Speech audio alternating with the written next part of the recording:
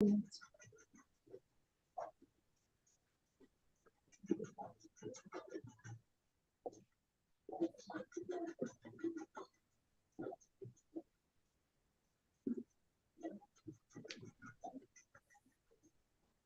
ahead. Namaste and greetings. I, Lakshita, researcher at IMPRI, Impact and Policy Research Institute, Prabhav Evam Niti Anusandhan Sansthan, Nai Delhi, extend my warmest welcome to you all to IMPRI Web Policy Talk. We are gathered here for the panel discussion on cities, local governance, and union budget 2024 and 25. This deliberation is a part of IMPRI 5th annual series of thematic deliberations and analysis of union budget 2024 and 25, which is a series of panel discussions on crucial key policies and Union Budget 2024 and 25, involving more than 100 thematic distinguished experts and research team members. This discussion is organized by the Center for Habitat, Urban and Regional Studies, IMPRI Impact and Policy Research Institute, New Delhi. As a part of IMPRI Web Policy Talk series, The State of Cities, #City Conversations and Local Governance. Now, let me introduce to the esteemed gathering. Our chair for the session is Dr. Rumi Aijaz ji, Senior Fellow and Head, Urban Policy Research Initiative, Observer Research Foundation, New Delhi. We welcome you, sir. And moderator for our session is Dr. Soumyadip Chattopadhyay ji, Visiting Senior Fellow, IMPRI, Associate Professor, Department of Economics and Politics, Visva Bharati University. Today's deliberation comprises of an excellent distinguished professor, IMPRI. Today's deliberation comprises of an excellent distinguished panel of experts who will be sharing their expertise, which includes Professor Chetan Vaidyaji, Visiting Distinguished Professor, IMPRI, Independent Urban Advisor, former Director, School of Planning and Architecture, New Delhi, and National Institute of Urban Affairs, NIUA, New Delhi, Independent Director, GIFT City, Gandhinagar, Professor Vishwanath Alokji, Professor of Public Finance, Indian Institute of Public Administration, New Delhi, Professor Mahalaya Chatterjee ji, Professor, Center for Urban Economic Studies, Department of Economics, University of Calcutta, Visiting Professor, IMPRI. Professor Tathagata Chatterjee ji, Professor of Urban Management and Governance, St. Xavier University, Bhubaneswar. Mr. Sameer Unhale ji, Visiting Senior Fellow, IMPRI, Urban Expert. Dr. Matthew Edekola ji, Legal and Policy Consultant, Visiting Faculty, National Law School of India University, Bangalore. Mr. Tikendra Singh Pawar ji, former Deputy Mayor, Shimla, Senior Fellow, IMPRI. We are extremely grateful to have such a distinguished panel of experts joining us today. Proceeding further, I welcome all the participants to this enlightening deliberation and thank you for being interested and putting your time, energy, and efforts into understanding the nuances of cities and local governance within the union budget, while helping us to bring together the practitioners and participants through this course for impactful discussion. Now, without any further ado, let's start the program. It is my honor and privilege to invite Dr. Rumi Aijaz ji to start the program with the chair's opening remarks and proceed with the panel discussion. Over to you, sir. Thank you, Lakshita. And good evening, distinguished speakers and participants in this program. I welcome you along with IMPRI to this program. And I'm looking forward to learning from you about your observations on this year's budget for the year 24-25. I would like to begin my remarks on a positive note because from the data that have been provided by the Government of India on the budgetary allocations for various ministries, I learned that the urban development sector or Ministry of Housing and Urban Affairs, that's responsible for urban development in the country, is their allocations have increased since last year. And therefore, it's a good indication that the kind of challenges that India is confronted with or grappling with will be addressed, hopefully. I wish to share a few points that I observed as I was going through the finance minister's speech and the data on allocation for the Ministry of Housing and Urban Affairs. The first thing I noticed is about the focus areas. In the interim budget, as you know, there were four targeted groups, four focus groups of the government of India: poor, women, farmers, and the youth population of India. In addition to this, in this year's final budget, there is mention of employment, skilling, MSMEs, and middle class. So these groups and these sectors would hopefully benefit from the allocations being made for this year. Specifically for the participants who may not be from the urban community who are participating in this program, I would like to inform them that within the section on urban development in the budget or the finance minister's speech, there is a reference to several key areas requiring attention or areas to which attention would be given in this year. This includes development of cities as growth hubs.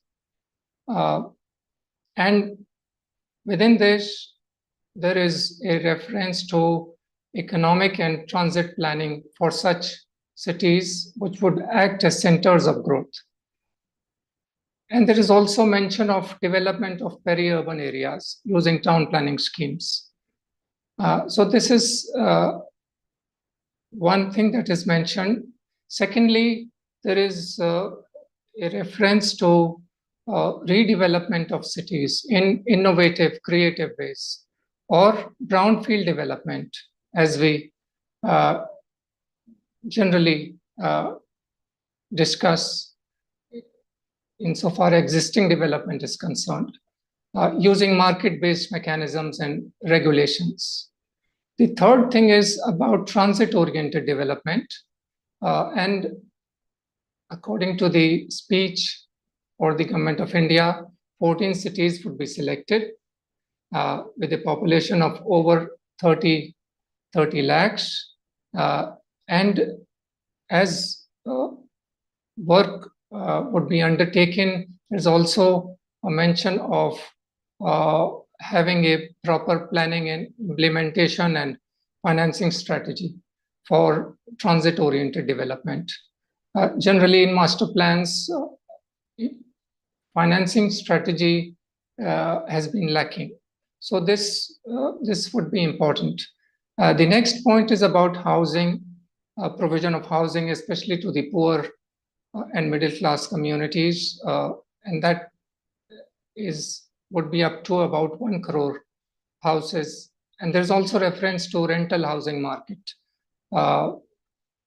Although attempts have been made in the past, insofar as catering to the requirements of migrants is concerned in terms of provision of rental houses, but further work is expected to be done. Then a very important sector, water supply and sanitation. 100 cities would be selected, or they might already have been selected, where water supply and sanitations, sewer and solid waste management projects would be implemented. And there is also a reference of use of treated water for non-potable purposes, which is still lacking in the country insofar as the urban areas are concerned. Then there is a reference to development of street markets, about 100 weekly hearts would be developed for the informal sector workers or street vendors at various 100 places, or total of 100 weekly hearts would be developed. Then there is reference to reduction of stamp duty rates. I think if I've correctly understood, some discretionary approach has been adopted in the past, and the government needs to control this issue of reducing stamp duties for the welfare of the communities. And also their aim is to ensure that women benefit from this provision. Then there are references to, in addition to the section on urban development, in other sections of the speech, there are references to aspects that have direct linkages with urban areas or development of urban areas, such as rooftop solar panels, power plants, flood control measures or structures, tourism development, facilities for tourists, land record digitalization. There are eminent speakers in today's program who understand very well about the property tax related issues in the country and the underestimation of properties and the loss of finance from this important source of income. So a land record digitalization would be helpful in various ways. It would help in improving the income of urban local bodies or municipalities. Then there is this topic of research and development. It's a very important topic, and it has found, I think, in comparison to previous year's budget, there is more emphasis this time on research and development. This is such an important topic. I think most of the advanced economies or developed countries in the world give a lot of importance to undertaking or conducting research activities, supporting research activities, because that's an important aspect responsible for bringing about a transformation insofar as development of settlements is concerned. So research and development has been given priority. Then there is reference to energy transition. This is a challenging area. Very recently, I've been looking at this topic about the difficulties involved in transitioning from fossil fuels to non-fossil fuel societies and adoption of green measures in the transport sector, in construction, and in other various industrial sectors, etc. And there is also mention of finance for climate adaptation and mitigation. As the climate change related hazards are being experienced with increased frequency, this is an important provision which might attend to the disasters that are being witnessed in various forms. So it's the budget on paper is a very encouraging, very positive looking document, at least on paper. And this is one part of my remark. The second and final remark is on the allocations itself for the Ministry of Housing and Urban Affairs. As I said in my first sentence, an increase of 19% has been observed from the previous year.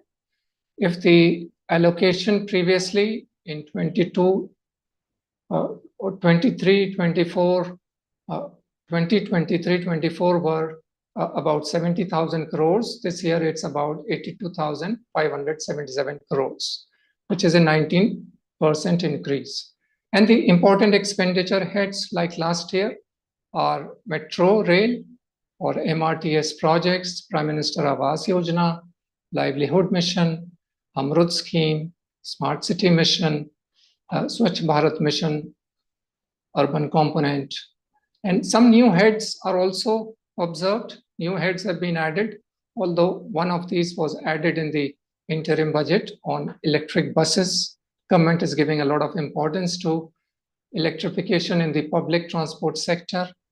And in addition to this, new ones are CITIIS, City Investment to integrate, innovate, and sustain, if I've got it correctly. CITIIS and National Urban Digital Mission. So these are some of the recent initiatives, not new because work was already underway in various government institutions insofar as CITIIS and NUDM and e-buses is concerned. We have noted electric buses have been plying in certain cities of India, including in Delhi, about 800 or 1,000. And the idea is to have more and more and completely switch over to electric mobility insofar as public transport buses is concerned. So maximum allocations are for Prime Minister Awas Yojana, urban or housing program, and for metro, rail, and MRTS projects, followed by Amrut, Swachh Bharat Mission, urban and smart cities mission, and minimum for CITIIS and livelihood missions. The percentage change or growth rates maximum are observed for Swachh Bharat Mission urban, 96% hike in the allocation since previous year. And Amrut, 50% hike. Prime Minister Awas Yojana urban, 37% hike over the previous year. And electric buses have increased, allocations have increased from 20 crores last year to 1,300 crores for the coming year or this year. And the lowest allocations in terms of percent change are observed for Smart Cities Mission. I think it's going to be closed down. And the livelihood mission has received low allocations, and MRTS also 8%. Although initially the finance minister did say that employment and skilling are top priorities. So these are very positive signs, but there could be a dark side to this budget. There could be weaknesses, there could be deficiencies within this budget. Very recently, I noticed in the news channels about some interviews with workers in cities like Mumbai and elsewhere who are not happy with the job prospects from the places at the places of their residence. They say they are not interested. They have little inclination towards relocating to cities such as Mumbai because of the poor quality or inferior quality of life, but they have no option. So, and migration is happening on a big scale. So, although the government of India recognizes these trends and is well familiar with the grievances of this community, but this problem exists. And the second thing, I'm hearing from the news about some states unhappy with the allocations. They are not receiving grants and funds on time. So this needs to be discussed, deliberated upon as to what further could be done insofar as proper utilization of funds is concerned, so that the targeted groups or the needy groups benefit from this year's budget. Please correct me if I've gone wrong in any of the statements that I've made, but it's over to you to share your thoughts and ideas as a contribution to this year's budget speeches and statements and ideas of the government of India. And I if IMPRI permits, I would like to invite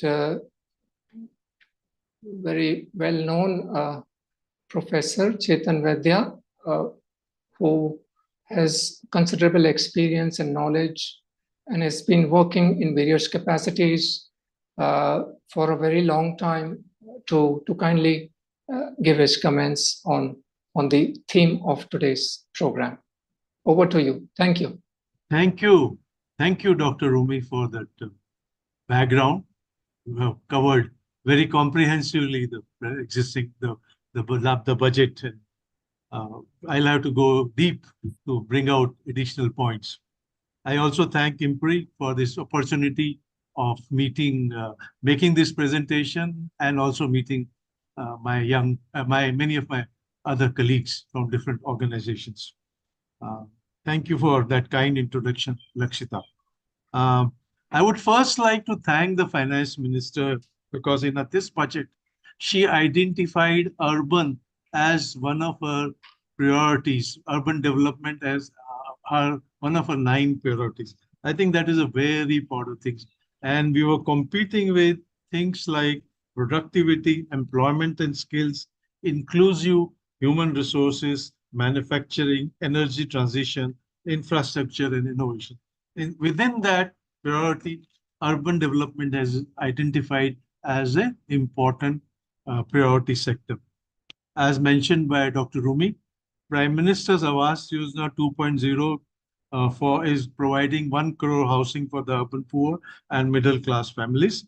And they're also going to be enabling policies for efficient rental markets, and possibly there'll be a new rent act, guidance for a new rent act in different cities, which will promote rental housing, and there'll be special efforts to promote rental housing for industrial workers and affordable rental housing. I still feel that one vertical of this whole housing initiative is community-based slum improvement program, UBS, as it was known long ago, which took community and then provided incremental housing, common services, and even common tenure for a group of people. Unfortunately, we have missed out on that, and we have become very individualistic in this affordable housing effort. It is very good to see that under water management, there is promotion of water supply, solid waste management, sewage treatment for 100 cities. But what is important to mention and bring out is that the focus is on bankable projects or PPP. Unfortunately, PPP has not been very successful in urban sector till now, and we are still trying to understand what that framework will be for PPP in urban sector. And for this, what is important is that we support municipal bonds, which is not being clearly mentioned. Also focus on revenue generation, specifically property tax. I think Amrut and Swachh Bharat Mission are going to be limited to 100 cities, if I have understood it correctly, but it could be clarified later. There is a mention of helping 14 large cities with 30 lakh population to develop TOD, transit-oriented development. And there will be a cell in MHU to promote or to support TOD in these cities. I think it's a very good move, but I think it needs to be linked up with viable metro system. I think except 2 or 3 or 4 cities, our metro systems are not viable, and it will be long time before they really have the number of passengers which are required. I wish we had equally given importance to BRTS, BERT's rapid transport system. At this stage, I would also like to mention that the high-speed rail between Ahmedabad and Mumbai is focusing with Japan technical support. It is focusing on development of areas around the railway station. It's a very, very positive way, pedestrian plaza, high density, something like transit-oriented, but much beyond human-friendly kind of thing. And I think that we need to look at. It's also nice to see, as mentioned by Dr. Rumi, to reduce stamp duties, particularly for women. But on the other hand, I see that rental income from properties has been now not to be treated as business income. And also there is a conflict with reduction of capital gains, and this needs to be looked at it together. Support to street market is a very positive step, but this should be linked with vendor policies. The re-densification, I think that is also very good to see that there will be a focus on brownfield redevelopment, because we need to develop our existing cities in Ahmedabad and even in Bombay. I believe in South Bombay, there are more projects of re-densification rather than new project, and which is very helpful for the cities. I sincerely feel that budget has not provided enough support for inclusive development. I think funding for National Urban Livelihood Program has come down, and very little support for community-based activities. And this is a negative point, and I think we need to focus it. Overall, maybe there are some things the budget has looked at inclusive development, but it has not looked at for urban areas. There is no mention of supporting urban local bodies. I didn't see any specific support for local bodies, the third level of our government, and it is only support which I see is from the Central Finance Commission. The local bodies is the strength of our urban governance. It needs to be improved in terms of database, digitization, capacity building, and also perhaps a relook at 74th constitutional amendment. And here I would like to link it with what the work which Keshav Vermaji's committee is doing on urban town planning. And I think they are putting a lot of focus on urban local bodies. I have two messages, which partly was mentioned by Dr. Rumi. We have to go beyond the urban sector section of the budget. Some examples are there is support in terms of legal and tax incentives for Gujarat International Finance Tech, that is GIFT City in Gujarat. It is not enough to provide good infrastructure. It's equally important to give tax incentives and legal support, which has happened, and its continuous support is being provided by Gujarat government near Ahmedabad and Gandhinagar. And I think it is increasing international investment and employment of a very high, different kind, particularly in financial technology side in this city. Also, there is establishment of industrial node along Amritsar-Kolkata industrial corridor, which will increase demand for real estate, both in commerce and in residential areas. Amravati again has got whatever the political implications are, but support to Amravati will also generate a lot of additional investment, and then improved land record will help the local bodies to increase their revenue and investment. I should also mention that climate finance taxonomy for adoption is to reduce greenhouse gases and supporting our energy transition, which needs to be linked. We have to take benefit of this other parts of urban development. My second message is it's time for urban sector to shift from projects to program. I think since JNURM, we are focusing on projects.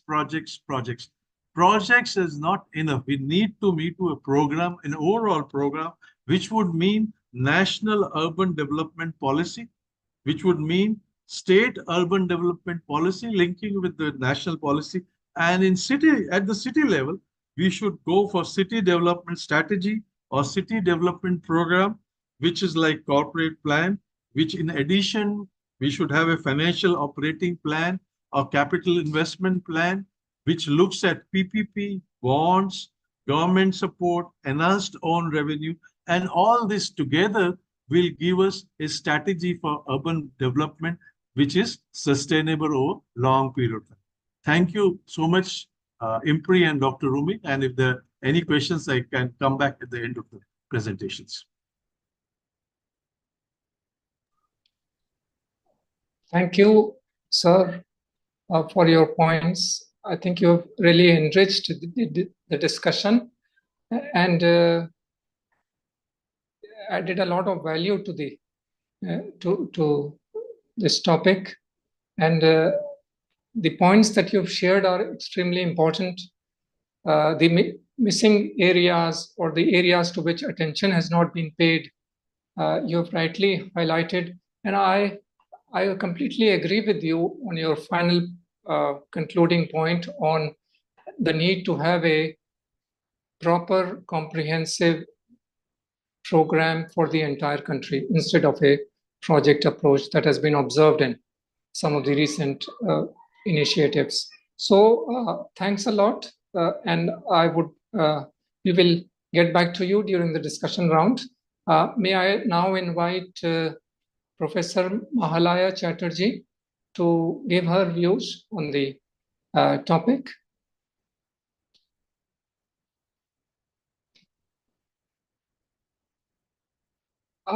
We would request you to unmute yourself, please.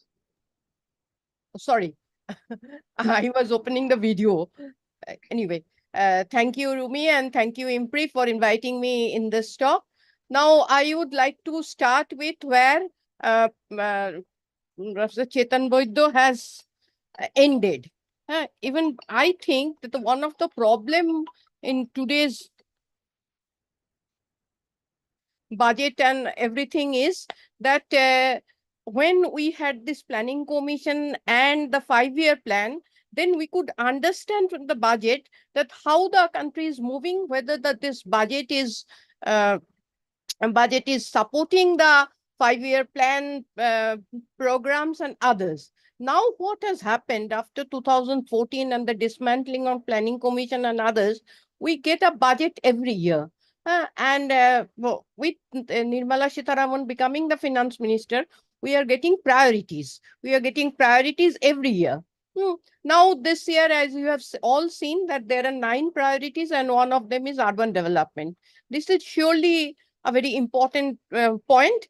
That is from our childhood, we used to hear that India is a rural country, India is a country of agriculture and others. And whatever be our master plan approach or anything that started from late 50s, that did not give enough priority or enough importance to the urban sector. So this is really a change. And now coming to the budget itself, I think the budget has been mentioned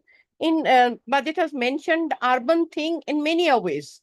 The first thing was this PM Awas Yojana with 3 crore additional housing for urban component for the poor and the middle class. Then the digital public infrastructure for urban governance. Then within the priority itself, there is talk of cities as growth hubs, with economic and transit planning. Then there is transit-oriented development for 14 large cities, then the etc. Now, these are very, very important. They're very, very important, but there is apprehension about something. As you see, there is one of the priorities which calls of creative redevelopment of cities, brownfield redevelopment. And this is where I have some fear, looking at the things that happened in Varanasi and others. Now, every town and city has its own character, which is historically derived. Now, of course, there are starting from what has started with our improvement trust, there are widening of roads, etc. I'm not denying the need for all those things, but if you speak of this creative redevelopment and then that demolishes the character of the city actually known for, and then there is sense of apprehension for that. And I'm really afraid about that what is meant by this creative redevelopment of cities, brownfield redevelopment, and so. Then again, as we do not have any comprehensive framework, we are unable to understand. One of the problem is that the census 2021 has not happened, and we are not sure when it will happen. So we are not at all sure that how the urban thing will shape if the actual counting has done. As we are surprised in the 2011 census with the coming up of so many census towns, we are not sure whether that process will continue. As Professor Om Prakash Mathur has said, that this reclassification has become the new urban rather than natural growth or anything. So whether this reclassification is going to happen, then that will take us to the need for different type of settlement planning, because rural areas are becoming census towns, and what will we do with that? So what will we do? But if the process is changed, as there was fear during the COVID with the return migration and others, people are going back to villages. If that process is not continuing, then surely our strategy had to change. With the absence of this census 2021, we just don't know what is happening to the urban transformation process. So what will happen to budget and monthly? Again, the problem is that our whole concentration is about the large cities and towns, whether it is for transit-oriented development or peri-urban development, economic and transit planning, etc. We just forgot the lots and lots of small and medium towns we have, and they are languishing. This is a thing coming, that cumulative development of big cities, large cities, etc. They are attracting more and more people, and the lower order cities, lower order urban areas, they are just languishing. They are not getting enough urban amenities and others, and that is also pushing people to larger cities. So larger cities are becoming, larger cities are almost saturated, and the vertical growth, one of the external vertical growth is about what we have seen in the summer, that that we are having heat islands and etc. So what will happen? So I also think with Professor Boydar that we need some sort of going out of this mission mode or project mode. We should have a proper urban policy, proper settlement policy. Now that is difficult to get from this 1 year budget type of thing. In budget, we just get allocations. We just calculate whether the allocations have increased or decreased, and in that way we calculate the priority. Of course, there are very good things like land-related reforms, like land administration, planning and management. Urban planning is being revamped, and in the allocations we will see that some institutions are to be curated as places for urban teaching, urban planning and other things. That is definitely very important. Then GIS mapping, IT-based system for property records, etc. If that can be done, one should mean that there is huge cost about that. Whether our, again, smaller cities and towns are being able to do that without proper help.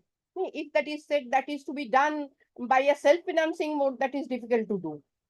What will be the amount of central assistance, or whether this will be a shared thing between the center and the states, we are not very sure from this budget speech. If that can be done, that will surely improve the financial position of urban local bodies. They can plan their property tax accordingly. They can collect their property tax accordingly. But I'm not sure whether this whole digitization can be done with the financial strength of our small urban bodies.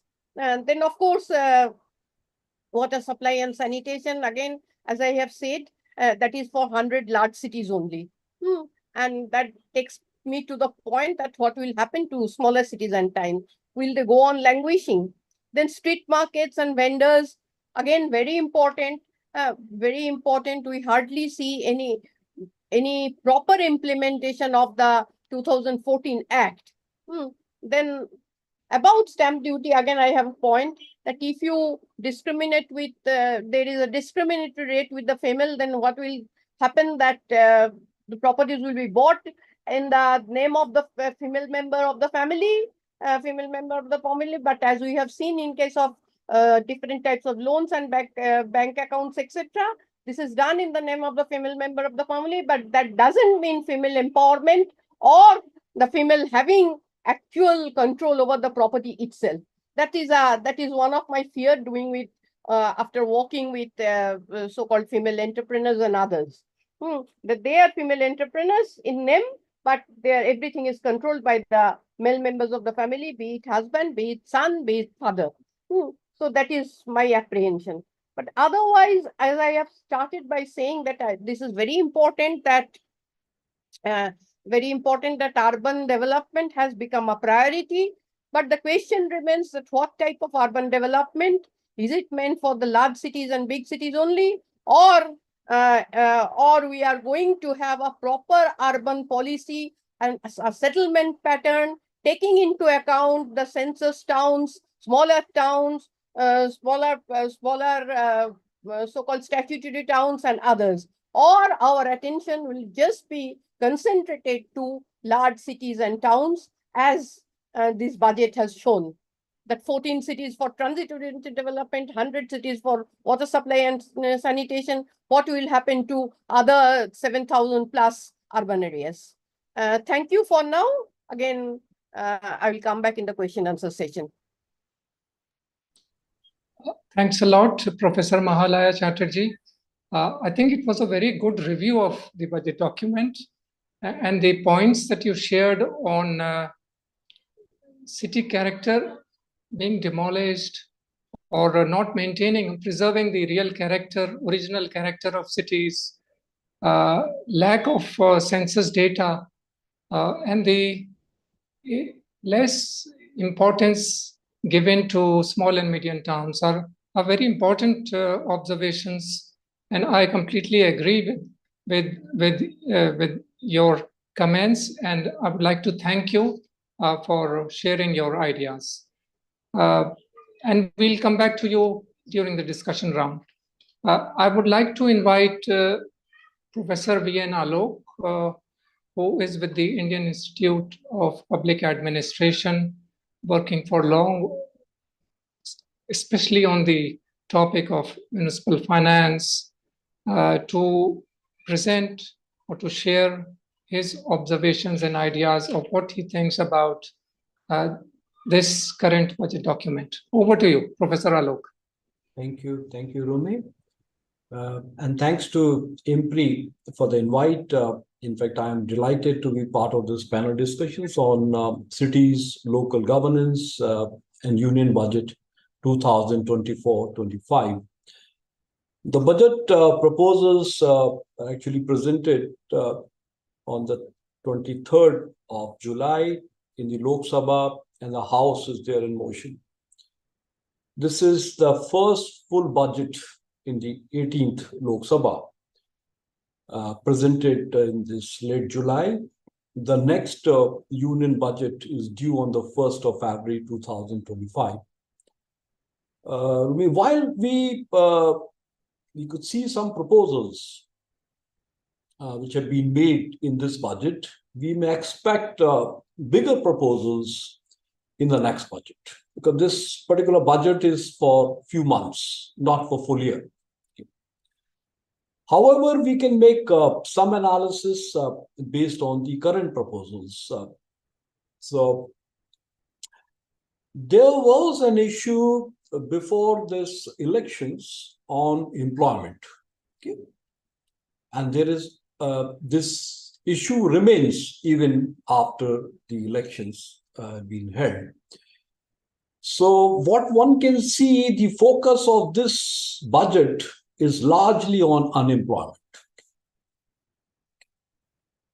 I must say that the proposals that have been made in this budget in a very complex economic environment, the International Monetary Fund's World Economic Outlook, it reports the forecast global growth to slow from 8.2% in 2023 to 7% in 2024 and 6.5% in 2025. This upside inflation has forced the central banks around the world to tighten their economy. Through over-tightening may push the global economy into some kind of a recession. and its spillover effect is evident actually in India. So the RBI has raised its key repo rate from 4% in October 2020 to 6.5% in February 2023, and remain unchanged till the last Monetary Policy Committee, which met in June 2024. So that was about the broad part of it. Now, coming to employment, the ILO data suggests that the India's employment to population, that is, the population is over the age of 15 years. So the employment to population ratio has dropped from 55% 2005 to 52.7% 2023. So employment is actually going down. So there is a lower than the other developing countries. Okay. Particularly if you see Bangladesh, that is 54%, China is 65%, and Vietnam is 73%. So we are nowhere near Vietnam, which can be compared. And the periodic labor force survey that has been conducted by the Ministry of Statistics and Program Implementation, it shows that the urban employment ratio has declined from 9.8% in July 2021 to 6.8% during January-March 2023 to 6.7% during January-March 2024. So far as urban employment is concerned, again, it's going down. So the labor participation rate has actually increased from 50% to it has increased to some extent. So there are other statistics from the Employment Provident Fund organizations, which indicates the consistency so far as the payroll addition is concerned. So a couple of things that we can see, there are all kinds of statistics, but the government has kept the nominal growth rate unchanged from at 10.5%. That is the nominal rate. I'm not about the real growth rate. And what all the speakers have said, the urban development has been given the 5th priority in the all 9 priority areas that have been identified in the Union Budget 2024-25. While we can see, as the Professor Malaya said, the other priorities like employment and skilling, manufacturing and services, energy security, infrastructure, innovation and technology, they are also significant drivers so far as the economic growth in urban sector is concerned. Now, since this seminar is also on local governance, we must say that we have about 5,000 odd local governments in this country, and out of that, about 250 odd are municipal corporations, about 2,000 municipalities, and 2,500 odd Nagar Panchayats. And these bodies, they do not get money directly from the union budget. Okay, it gets money from the Finance Commission's transfers, and Finance Commission's transfers, it keeps on increasing as per the 15 Finance Commission's recommendations. So these urban local governments is actually draws power from the state legislations, and whatever money that has been transferred to the states, a part of this transfer to the municipalities, both all these municipalities, the municipal corporations, municipal councils, and Nagar Panchayats. Okay, and they have in turn do some work on sanitation, drinking water, street lights, and rural roads. These municipalities, they do have the authority to collect taxes and non-taxes. We all know that. It's only some of the municipal corporations, those who are in a position to collect about 50% of the total resource requirement. The rest of them typically depends upon the transfers. So the kind of transfer that has taken place in this year budget it has increased from 25,000 crores, which was budgeted in 2024-25. It's 25,653 crores to be very precise, which has been budgeted from 19,222 crores, which is the figures of 2023 revised estimates. So it's quite a jump. It's about 25% jump, which is quite substantial, I must say. Despite that, there were some conditionalities which was imposed by the 15 finance commissions, that if you do not have a state finance commission in place, that is by the 31st March 2024, then you will not be getting some conditional grants from the union government. And as Rumi has said, the budget allocations for the Ministry of Housing and Urban Affairs, this has increased from 69,000 crores to 82.5 thousand crores.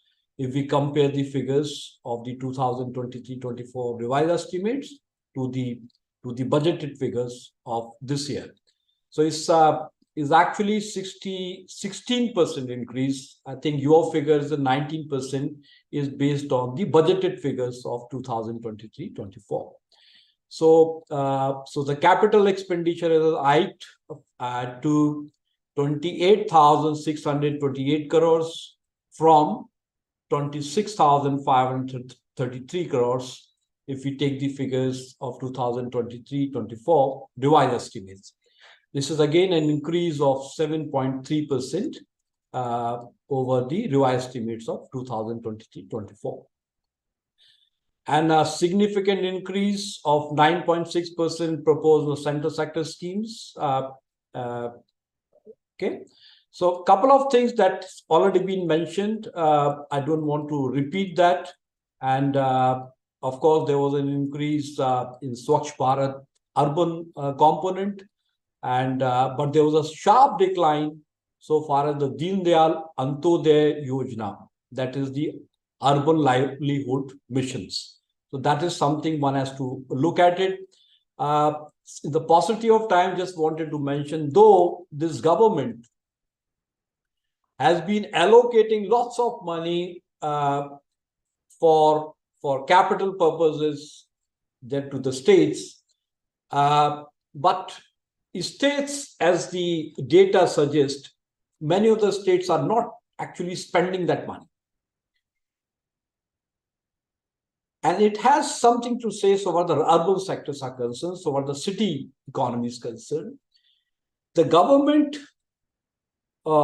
focus is on physical infrastructure, largely on physical infrastructure, not so much on social infrastructure.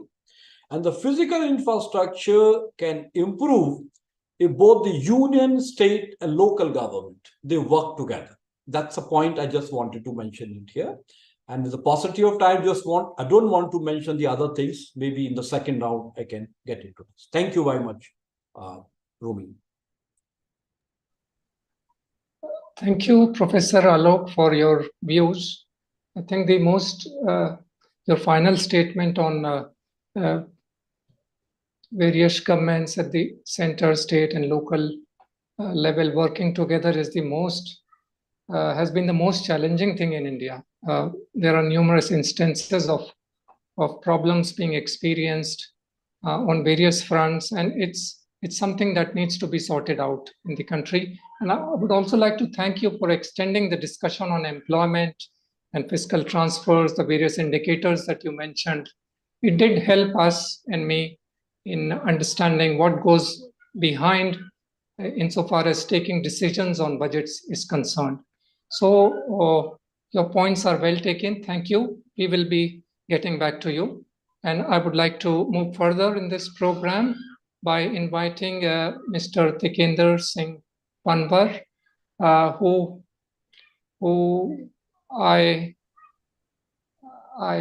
in my view, he has immense experience, understanding of the urban sector. He has worked in various capacities, and he has been with the elected government in Shimla at a certain point in time. And he would be a very good person, best person to explain to us and the gathering, the participants, as to what all goes on insofar as these receipt of budgets at local levels is concerned. So over to you, Mr. Panwar.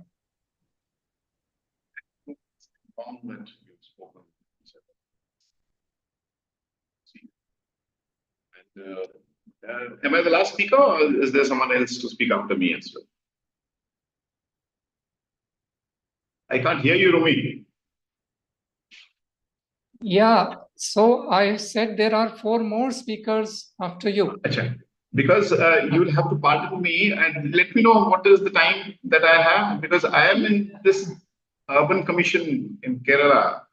Okay. So, the Kerala has formed an urban commission, and I'm in that process of engaging with the mayors and the elected chairpersons. Okay, see, so if you wish, you would like to speak for about 8 minutes. Oh my God, Achha, I'll try to finish off in 8 minutes.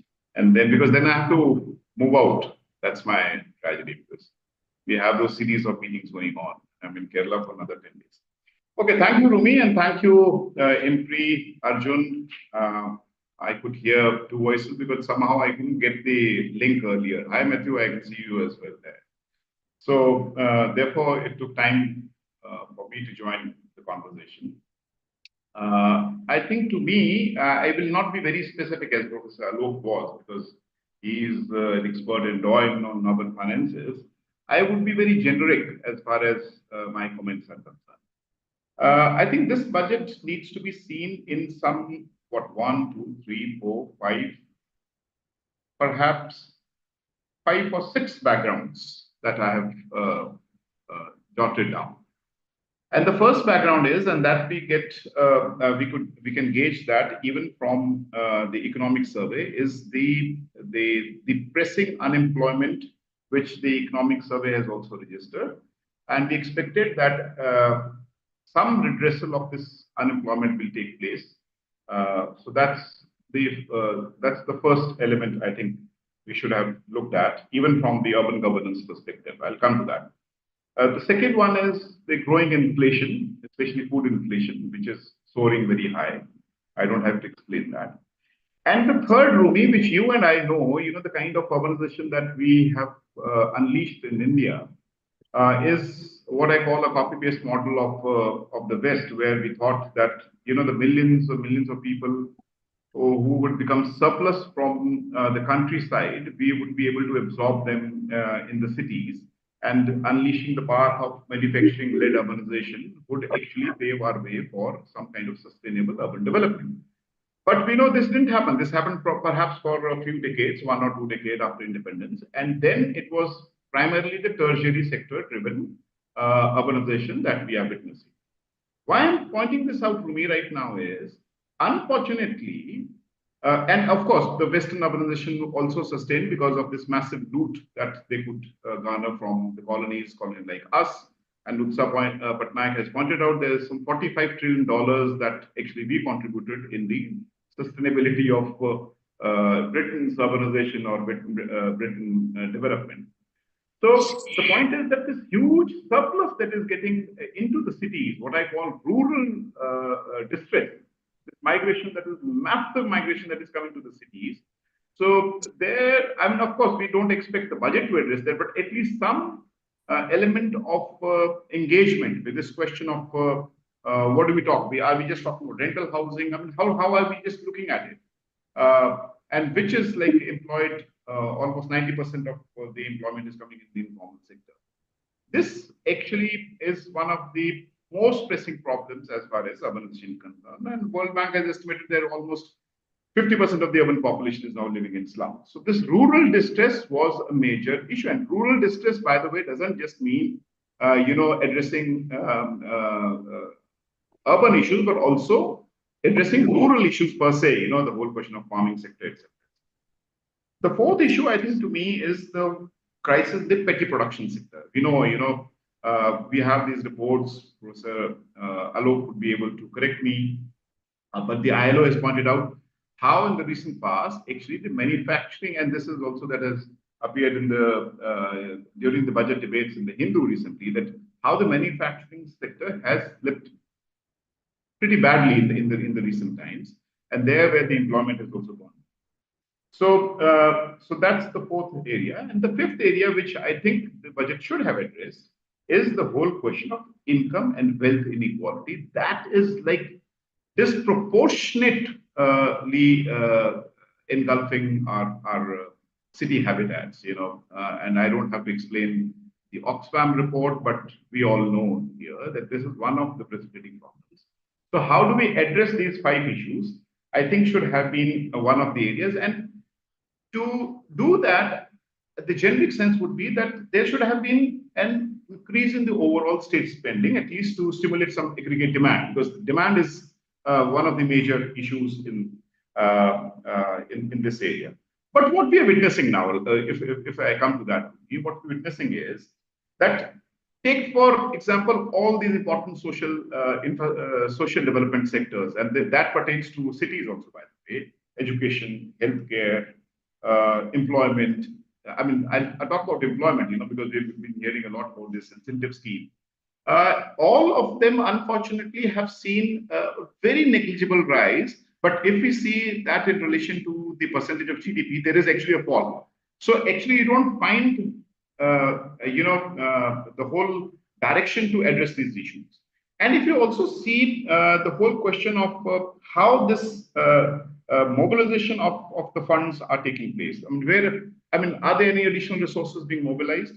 So you find it's growth in the non-tax revenue. Come on, where is this money coming from? The capital expenditure that we're talking about sometime back. So we have seen that the capital expenditure increase would be by almost 1 lakh crore. But, there's no jump in tax revenue. So which means, where is this money coming from? This money is coming from, and this is what has happened in the last few years, 2022-23 to 2024-25, and another projection is there. Now, look at this startling figure. This revenue was somewhere around what I'm calling the tax, non-tax revenue from 30,000 crore, almost 2.4 lakh crore. From 30,000 crore to 2.4 lakh crore. And this comes from the RBI, from the dividends, from the bonds. So you can understand, the broad direction that we are actually entering into. So likewise, if you see the whole question of the whole question of urbanization that we're talking about and urban governance, I think there's certain precipitating areas, and let me come to some very practical experiences, because I've been traveling right from Kashmir to Guwahati in the Himalayan Forum, and now part of the Kerala Urban Commission in Kerala. I'll be here for 2 weeks. Rumi, mark my words, there is a disastrous precipitating of solid waste management and liquid waste management in the country. Every city, I'm telling you, Srinagar, it's 90% waste, liquid waste that goes into Jhelum. Guwahati, it's almost 95% waste that goes into, talk any town in the country and you will find this is the most precipitating problem. Now, what is the way that should have been articulated in the union budget? Just to talk about one and not to talk about habitat. I've already spoken about migration, the whole question of housing that should have been addressed. One of the ways should have been to expand the capacities of the cities. And when I say to expand the capacities of the cities, instead of, and if you see the expenditure that takes place under Swachh Bharat Mission or under various centrally sponsored schemes where the money is kept, it is more to do with the technology. So what is being pushed from the center is more capital-intensive technologies, and where the cities are asked to borrow these technologies, create a framework. Take, for example, sweeping in the cities. So instead of your manual sweeping, pushes for very high-tech robotic machines which cost not less than 4 crores or 5 crores. Likewise, under solid waste management, the push is for from waste to energy plants. Likewise, in liquid waste, the push is for that is where even the capital expenditure, apart from the national highways that I'm talking about. So this whole question of city governance is being completely crippled from the center. Instead of giving that capacity, now I'll give you one very small example, Rumi. Take, for example, Shillong. I went to Shillong, and Shillong is 100% value. 100% liquid waste goes into the water ecosystem. But I'm not talking about liquid waste. I need to share some details about the PMO. I mean, the most funny part that you find in Shillong is that because the PMAY means you have to construct a pakka house. Now, someone sitting in Delhi doesn't realize that a pakka house in the Himalayan terrain cannot be a RCC house, for example, in Ladakh or, for example, in Shillong. So instead of their own architectural design, what they could have gone for, what they call the Assam design, which is primarily mud, than bricks and all, which is far better, resilient, climate resilient design. They have pushed for designs which are RCC. So actually, when you talk about urban governance in the budget, this whole imaginative question of localizing the question, the issues. Take for example, even solid waste management or even liquid waste management, actually should have been one of the ways and one of the forms in which this question should have been addressed. But Rumi, overall, if you see, I mean, with those, I mean, if I have another 2 minutes to conclude, if you see what is it that we have been asking? You have the World Bank report, which is saying $840 billion is what is required to provide bare minimum in urban India. And we are still working with the 2011 census. We do not even know what the reality is, what real figures are. This is what we're trying to correct in Kerala, by the way, even to define what is urban and what is rural. Okay, because we are not very clear. We have the urban definition under statutory towns, then we have census towns. But here in one of the vertical pillars, we're trying to address that as an issue. But having said that, I think what is important is that in this process of infrastructure development, this is what we have. It's $1 trillion. So which means you require some 80 lakh crore rupees. So, and what is the money that is being transferred? It is just piecemeal. So we are just lifting one side of the seesaw and then pushing another side of the seesaw. Actually, if you see on the ground, there's nothing that is happening. And the push for mere optics, for now the smart cities are gone. Rumi, you and I know we were very critical when this was unleashed. And we said these won't become lighthouses, these will become diffused bulbs. Now no one is even lighting those bulbs anymore. We're not even talking about smart cities. So likewise, Amrut, so the devolution is very less, and that's what Professor Alok was also pointing out. That's what we have been arguing with the 16th Finance Commission, that for heaven's sake, we are one of the lowest in South Asia. It's 0.5% of GDP. At least make it double. Brazil is 5.1% of the GDP, the total, the intergovernmental transfers. Likewise, Philippines is also almost 3.1% of the GDP. So unless we think beyond the box, and we decide, okay, this is the way devolution is one of the forms, one of the ways in mitigating the whole question of urban governance. And on top of that, there's another precipitating problem which we were not. It's not that we were not concerned, but that was not very precipitating in the 70s and 80s. Is this whole question of climate change and its impact in the cities. You keep on contributing to the infrastructure, whatever infrastructure you build, and then it gets washed away. I mean, Surat, for that matter, various other towns. You've seen what is happening. So, we do not even talk about what should have been the question of environmental services, environmental engineers in the cities. And if you see the human resource element in the cities, it's almost 20% to what is the desired capacity. So, and if you see the tight grants under the 15th Finance Commission, they do not allow you that space or that capacity, even to professionalize your cadres. So this professionalization of your cadres through the devolution of funds or through financial elements, which only speaks about hard infrastructure, is giving way for many parastatals to enter these domains. And these parastatals are then hijacking. Take, for example, in a state where you have some 7,000 crore rupees lying for solid waste management, but this will not go to the cities. These will be plans which will be made at the state center. And then at the state center, this money will be utilized, but not actually bringing up the bottom-up approach. And the bottom-up approach could have been easily linking it to localizing the whole question. So to me, I think this is nothing new. This is just a continuation of the previous budgets, which is like what I've been saying it since and it's like the India's elite and business is like really swimming in excess profits, and the cities are actually contributing to these excess profits through what I call the accumulation of capital. Unfortunately, the democratization of capital, which should have happened, which we found some element in the economic survey in the budget, did not take place. And all the employment we are talking about, to me, is in formal sector. How many people are employed in formal sector? Now the ILO says that more than 90% of people are employed in formal. And there too, I mean, so the trick is I employ 1 year and then I throw in the next year because again I'll grab this incentive. So this incentivization is, and we've seen there was a similar incentive in 2020 budget. We do not even talk about that. So to me, I think it is a damn squib. It is not going to contribute either to the demand or to addressing the employment scenario in this. I think with that, I'd like.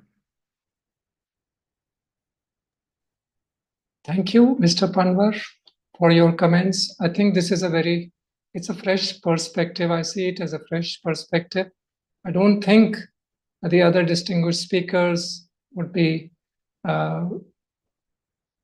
sharing views that are in line what you say. And also there. Adab sahab. Sorry, Rumi.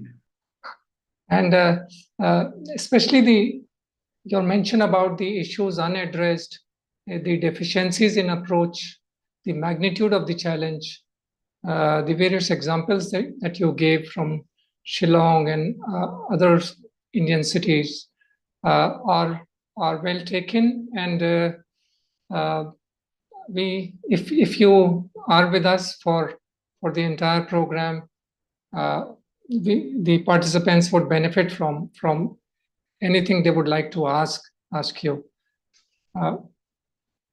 I would like to thank you once again on behalf of IMPRI, and would now invite, if other distinguished speakers would allow me, I would like to invite Professor Tathagata Chatterjee to share his ideas on this year's budget. Thank you, Dr. Rumi, and thank you, IMPRI, for inviting me. It is really nice to see that the urban issues are increasingly getting prioritized in successive budgets. Coming to this year's budget in particular, I find it nice that economic roles of the cities are getting recognized. Cities are indeed engines of the economic growth. And I mean, that recognition had long been overdue. And so there has been a positive move in that regard, which is very encouraging. I find another interesting idea is that, I mean, about the creative urban renewal. Old city areas in most Indian cities have become excessively congested and are in a very bad state in terms of environmental qualities. So taking up the renewal of the old city areas or brownfield regeneration is definitely the need of the hour. But interestingly, in some of the smart city projects, there was a move in this direction to have an area-based approach in some of the small parts of the old city areas, mainly from the angle of tourism and heritage and cultural preservation. But brownfield regeneration is also a very, very tricky issue. And unless it is done in a properly planned manner, this can become a tool for the real estate. And unprecedented, I mean, it can lead to a lot of destruction of the old areas, and I mean, can lead to gentrification and displacement of large numbers of people, and also loss of cultural heritage. So brownfield regeneration needs to be definitely it is needed, but should not be done in a haphazard or in one size fits all kind of manner. It needs to be done in a planned manner. Second interesting idea is that, I mean, that idea about 100 food streets. This can surely have an impact on the local livelihoods, because as all of us know, that informal sector forms the bulk of the city workforce, and I mean focus on the street vendors and informal livelihoods that can get a boost through these food streets. But the sad reality is that in many cities, the vending and non-vending zones, which are required to be demarcated under the Street Vendors Act of 2014, or town vending committees are to be formed to take into account the voices of the street vendors. So this has not happened in many cities. So this food street could be a good step in that direction, but I mean it should be done in concurrence with the street vendors, and it should not be just a tokenistic approach towards development of one particular street, but should be seen in the larger context of urban informality in the cities. Also, I see that, I mean, there are some positive elements also there in the city, in this year's budget, particularly the focus on transit area oriented development and thrust towards metro rail. That is definitely a very positive thing. But again, the question is how the metro rail projects and the transit oriented developments are going to be prioritized. There is a concern here that these projects should not turn into a supply side issue. That, you know, I mean, the cities would go for metro rail projects or transit oriented development without proper planning. And Professor Chattopadhyay made this point very interesting at the beginning, that, I mean, most metro rail projects are not really commercially very viable. So if the cities start building metro rails, and without adequate ridership, then it might turn out into a white elephant. So that is a big area of concern, that how these projects are going to be implemented. What is particularly bit disappointing in this year's budget, I feel that there has not been much talk about the environmental aspects of the cities. Most cities in India are now facing unprecedented environmental challenge. This year in particular, almost all the cities faced huge problems due to urban heat island effect. And every year during the monsoon months, whether it is now Mumbai is getting flooded, or in the other year, whether Chennai is getting flooded or Bangalore is getting flooded. So the environmental issues, challenges facing the cities, to me, it's the most important aspect that needs to be addressed. And the budget, of course, it is not possible to address every challenge through the budget and urban development. At the end of the day, it's a state subject. But as the role of the national government in our three-tier governance system, in the urban system, has increasingly become important. So then there is a scope for the national government to set the action agenda through the budget. And there, I think more focus on the urban, the environmental concerns facing the cities and the climate change impact could have been helpful. And of course, I mean, the issue that we need to move away from, as Professor Chattopadhyay mentioned, Professor Maga has also mentioned, that we need to move away from this project-based approach. When this the government is giving metro rails or electric buses, and that, I mean, to move towards a more planning and the city level policy and the city level master plan and the state level urban policy and the empowerment of the cities. So that those are indeed actually the need of the hour. And I mean, the government, because the central government has got the financial power, and by leveraging that financial power, it can actually steer the states to prepare the state level urban policies. I think, I mean, the budget could have set some direction in that way. So with this, I would like to stop now, and we'll wait for the next round of comments. Thank you, Professor Chatterjee. I think this was a very good point-by-point review of the statements presented in this year's budget, and also thankful for your suggestions as to how some of the problems need to be addressed in terms of what kind of approaches can be adopted.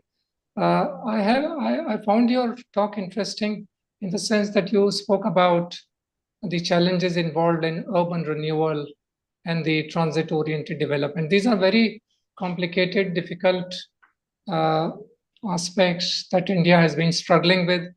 But many countries have overcome such challenges, and one could also always learn lessons from those regions and find ways to develop customized solutions for our country.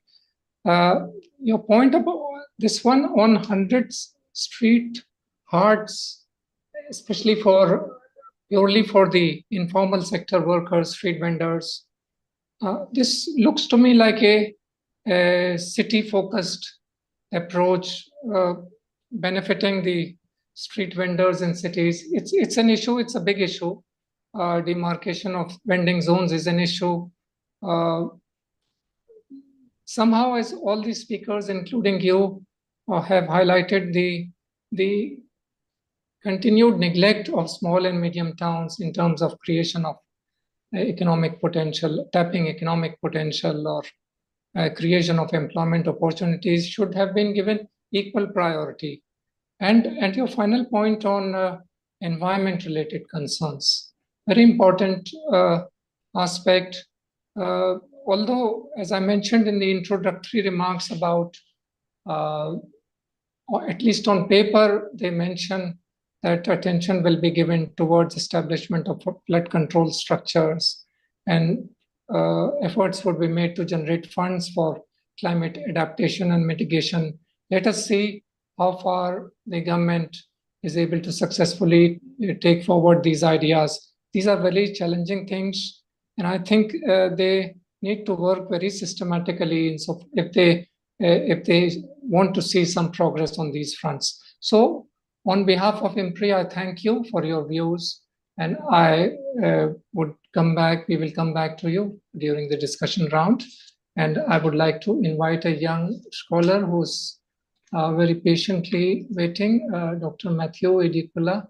And if I remember correctly, he is from Bengaluru, and he has been looking at the legal aspects of local governments and on various topics related to urbanization and urban governance in India. And it's very good to have you in the program.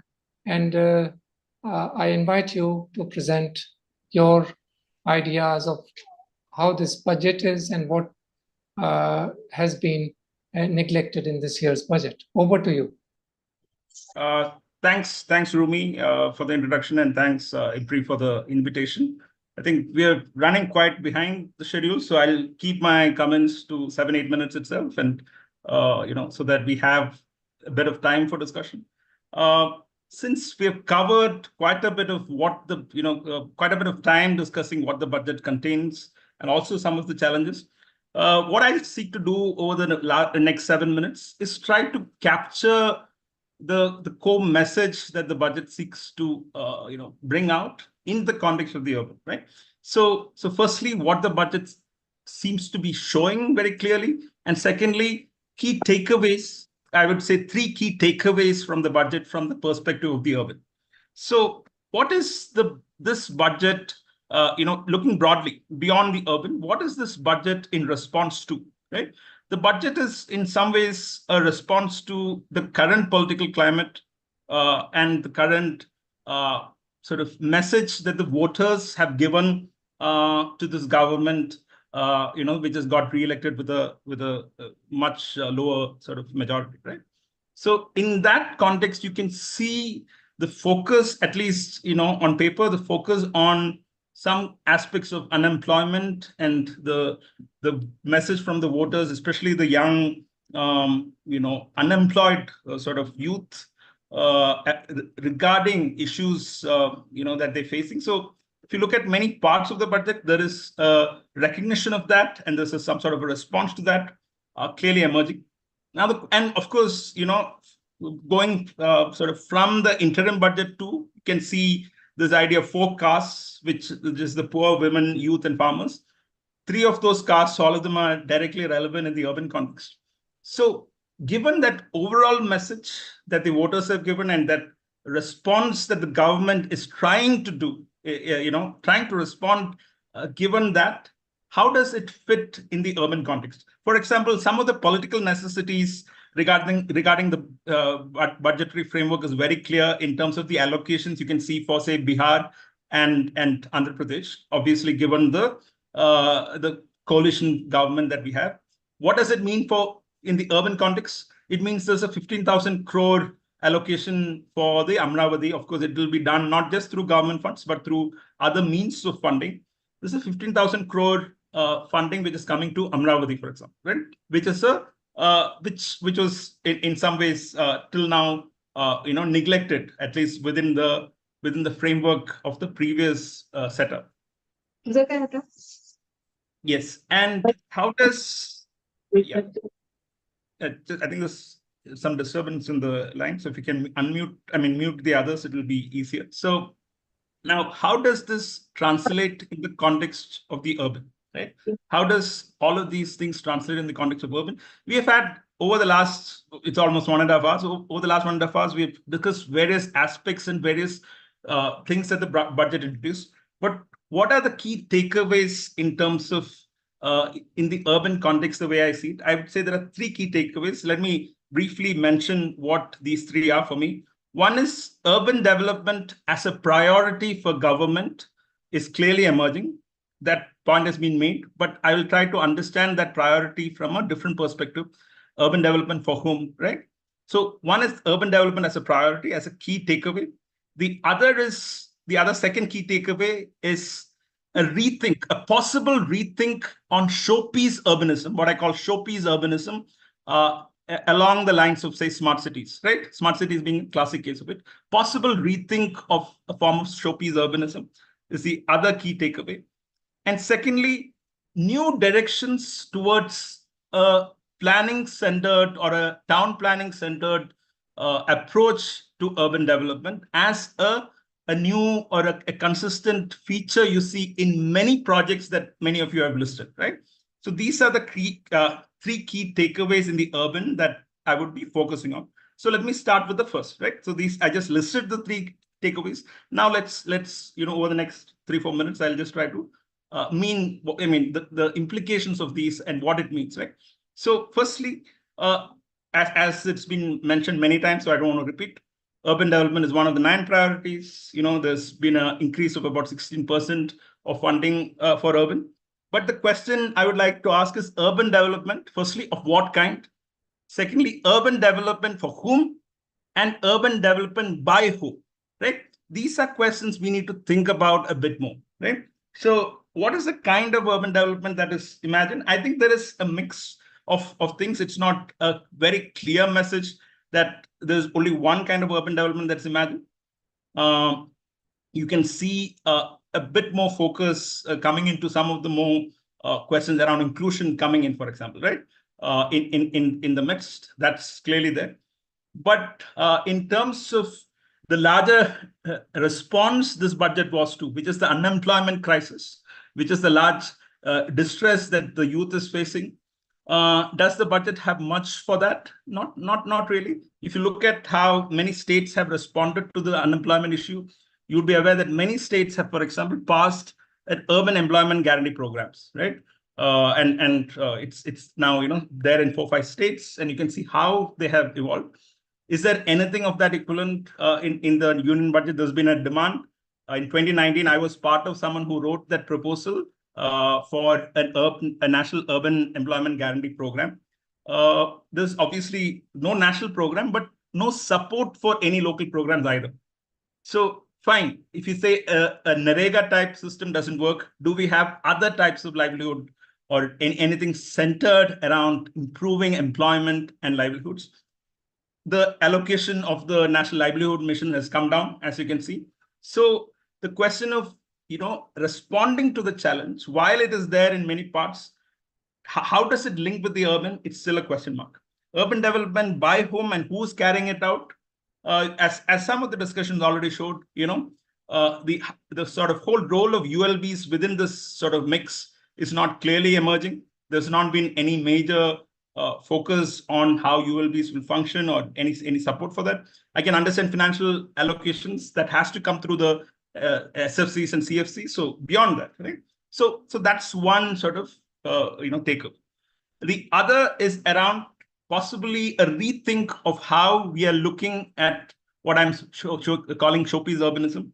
So smart cities, there's been if you look at the allocations too, there's been a huge, it's almost the overall allocation of the smart cities budget, for example, from 0.25% of the national budget in 2018 to 19 to 0.21% in 22-23, it has come to 0.05% in 24-25. So smart cities is definitely this seems to be, I don't know if there's an admission of the failure of it, or if there's a idea to go beyond it. But is there anything really replacing that sort of thinking is the question, right?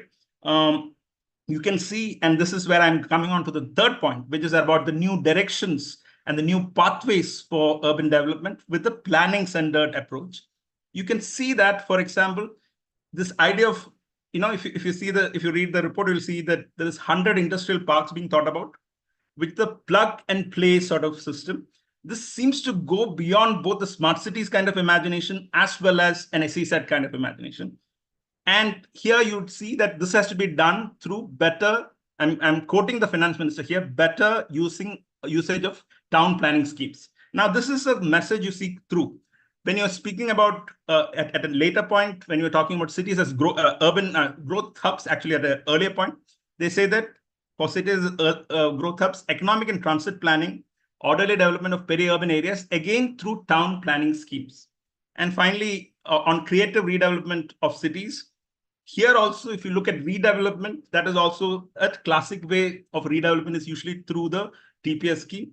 And also in transit-oriented development, there seems to be, if you look at TOD policies, otherwise you see elements of this, ideas of redevelopment through town planning schemes emerging. So what is the big takeaway here? The big takeaway for me in this case is that there seems to be, maybe because of the history of town planning schemes and its success in Gujarat, for example, the idea that some of those ideas should be extended to other parts. We have seen that town planning schemes have not really worked outside Gujarat much, in terms of success models. So the challenge is, will this work? How do you promote it? What are the institutional mechanisms to do this? What are, other ways to bring all of these things together? All of those remain open questions. But for now, let us just to conclude all the takeaways now, just to keep, within time also, just to conclude all the takeaways. There's a clear understanding that there needs to be a response to the challenge that we are seeing, in the urban. Hence, say PM Soumyadip has been given money, right? That is for the street vendors. So there's some sort of inclusionary framework there, but not enough directly, supporting unemployment or livelihoods. So there's a big gap there. So the urban development for whom is still an open question. I'm not saying it is given only for the rich or anything like that, but it's still an open question about urban development for whom. That's an open question. There's a clear understanding that we are moving away to some extent from smart cities type of thinking, and the allocation, for example, for Amrut and PMAY, all of them have increased, whereas smart cities is on the decline, right? Extreme decline. So there seems to be an understanding there. And finally, there seems to be a new frame around maybe town planning based and other forms of redevelopment of brownfield, that is being thought about. It's obviously a largely unexplored area. The success of it will definitely depend upon how various actors can come together. So I'll stop here and can take further questions later. Thanks. Thank you, Dr. Matthew. It was very interesting to hear your perspective. Yeah, I think it was quite a critical appraisal of the budget. We are also hearing similar perspectives from the TV channels that it's a biased budget, and many areas that needed to be given attention have not been addressed. So your points are well taken. Please remain with us during the discussion round. There could be somebody who would be interested in asking you on the points that you raised and shared with us. I'll just move forward in the program and invite Dr. Soumyadip Chattopadhyay, who is also present. He's also a speaker in this program, and to give his views on the budget. Over to you, Dr. Chattopadhyay. Thank you, Dr. Rumi.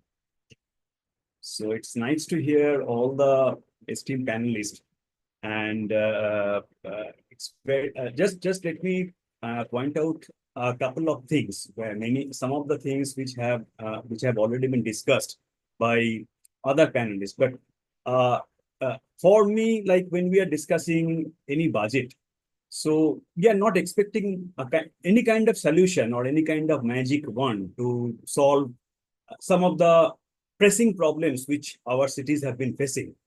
But the responses to these challenges are going to be extremely crucial. So in that sense, we expect to get an idea about how the future course of our urban policy making, what will be the nature of the urban policy making. And from that perspective, if we just go beyond the different sectoral allocations among the different projects, then there are some of the aspects which are really concerning. And beyond sectoral allocation, just I'd like to point out some of the things based on the experience of some of the already existing urban programs, that we need to think about those sectoral programs in a little bit differently. For example, just my previous speaker, Dr. Matthew, has rightly pointed out, like the kind of urban development that we have been experiencing, or rather the urban development for whom. So if I just trying to take this point a little bit forward, and if I just concentrate on the scheme which has received quite a large allocation in terms of money, the PMAY, because if you see the allocation, then the PMAY is accounting for almost 62% of the total budgetary allocation for the centrally sponsored scheme. So it's a huge allocation. But if you look at the different components of the PMAY, okay, then you will see that again, among the different components, it's the beneficiary-led construction. That component actually got the maximum priority as far as the implementation of the PMAY is concerned. Okay, so that means, so thing is that although in this year, maybe it's on a positive note that the credit-linked subsidy scheme that has been again introduced, and it is expected that it will going to provide some sort of relief for the people who are actually trying to look for some affordable housing, especially in the tier 2 and tier 3 cities. But again, there are some concerns because, you know, like if you look at the reports or the survey reports of the different these property consultancy firms, then you see that the properties which are of value of less than 50 lakhs, okay, there has been a huge decline in the demand for those houses. Okay, so if that is the case, then definitely to what extent this kind of CLSS credit subsidy scheme is going to work, I'm not sure. And also another important thing is that as far as we know from our previous experiences, that the amount of subsidy which has been provided under this particular CLSS scheme, so they are also not that much helpful, because in that case, what happens is that the beneficiaries, they have to also depend on some other forms of loans in order to get access to the housing. So, and that is not possible because many of them, they are actually engaged in the informal kind of sector. So it is a huge problematic area. And for another important part, and as far as this budget is concerned, it's not quite clear like what kind of or which vertical of this PMAY is going to be very crucial. So there is no clear, no incentive as such is given to them. For example, one is that ISSR, Institute Islamic Development, but the contribution or the share of that ISSR is only around like 2.5%. Okay, so that was again a bit of concern, but that could have been much more useful as far as the housing needs of the marginalized sections of the Indian cities are concerned.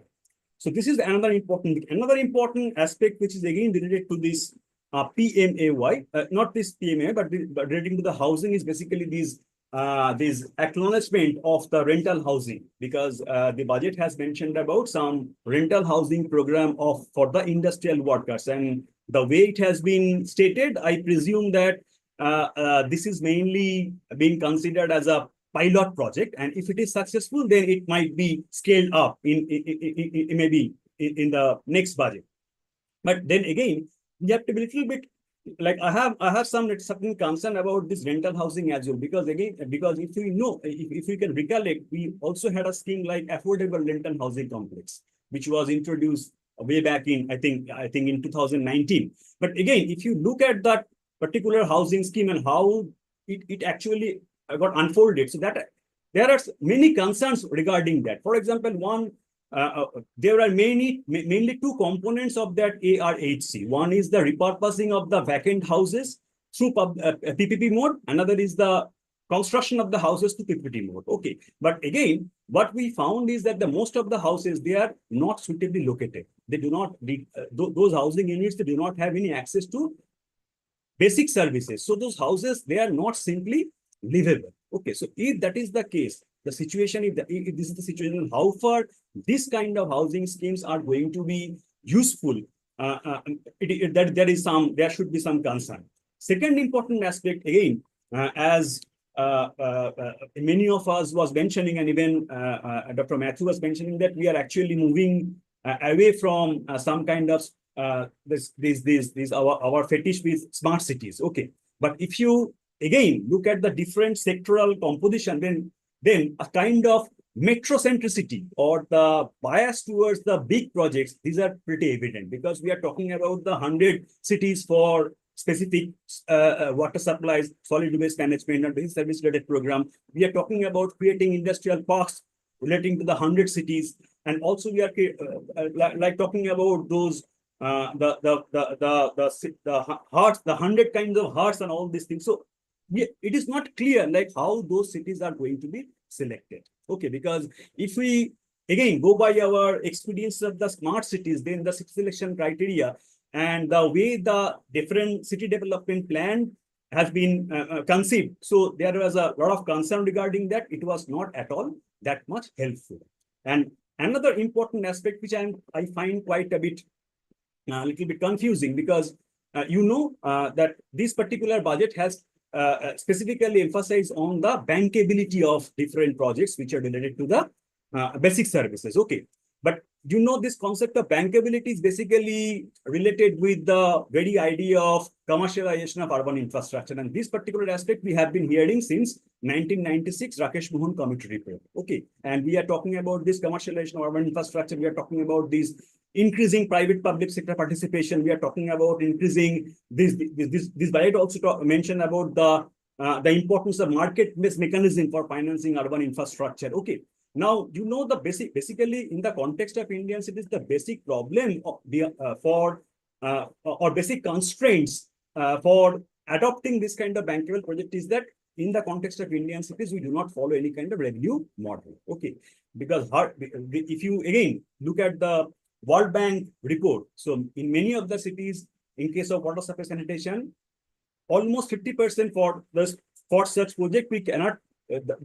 Even we cannot cover the operation and maintenance cost. Okay, so if that is the situation, then how can we think of conceiving a project which is going to be bankable and which will be interesting, which will be attractive before the private investors? Okay, and for that, what I think we again need to revisit the very concept of local governance, whether we can be really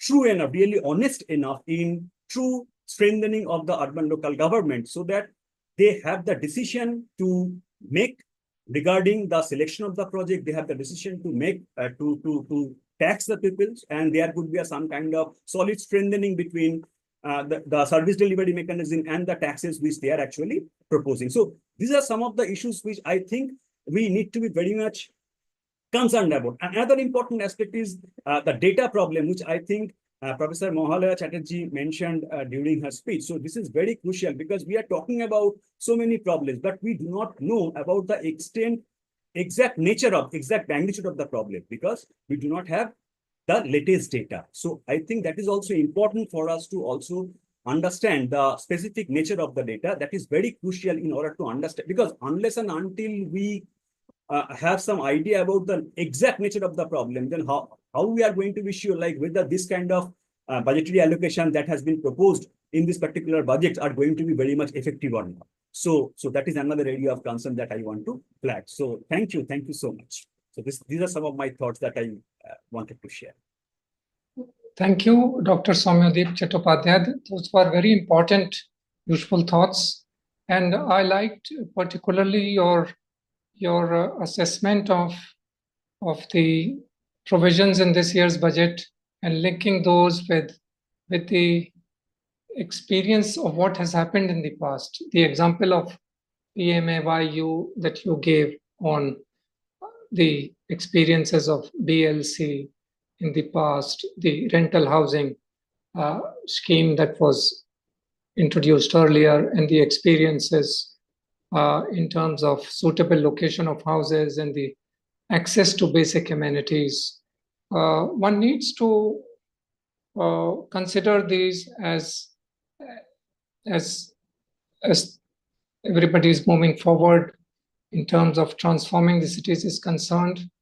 And you've rightly mentioned, I completely agree with you that a budget is not the solution for all the problems that are being witnessed in urban areas of India. So thank you very much. It was a pleasure listening to you, and looking forward to you documenting some of these ideas for the use of interested readers.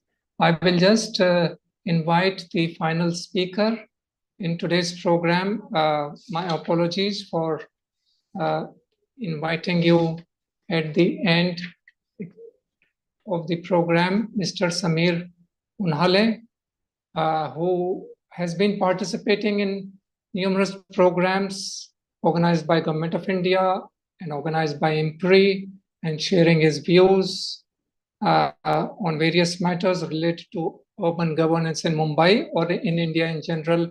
So over to you, Mr. Unhale. Looking forward to your views on the budget. So first of all, thank you very much for this opportunity. And I must also thank IMPRI and you, Rumi sir, and all the participants who have taken time to deliberate on the local bodies and city governments, because for someone who's actually working in it and trying to respond in a academic context as to the day-to-day functioning is a great experience, and thanks a lot for that. So I think the probably a benefit of speaking at last is mostly most of the things have been taken care of. So probably what I would like to share are certain reflections really rather than any studies. Firstly, I think we need to understand that the constitutional context of urban development in India means urban development is not a union list subject, it's not a concurrent list subject, it's a state list subject. So, despite it being a state list subject, the union government does allocate, I think, substantial amount of funds, which I think the budgetary part is 82,000 crores. And I think if you take into consideration the 15 Finance Commission's yearly allocation is also at the tune of around 20 to 25,000 crores. I'm not exactly recollecting that.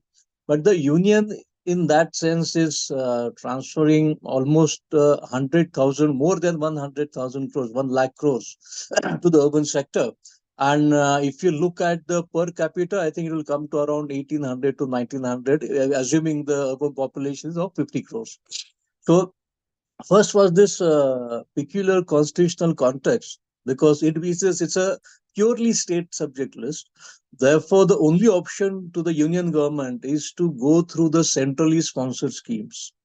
So that's the reason probably we find so many centrally sponsored schemes like Swachh Bharat, like Amrut, like NULM, like Hriday earlier, Smart City, and PMAY and Swanidhi. So that, in my view, is the reason as to why there need to be so many centrally sponsored schemes.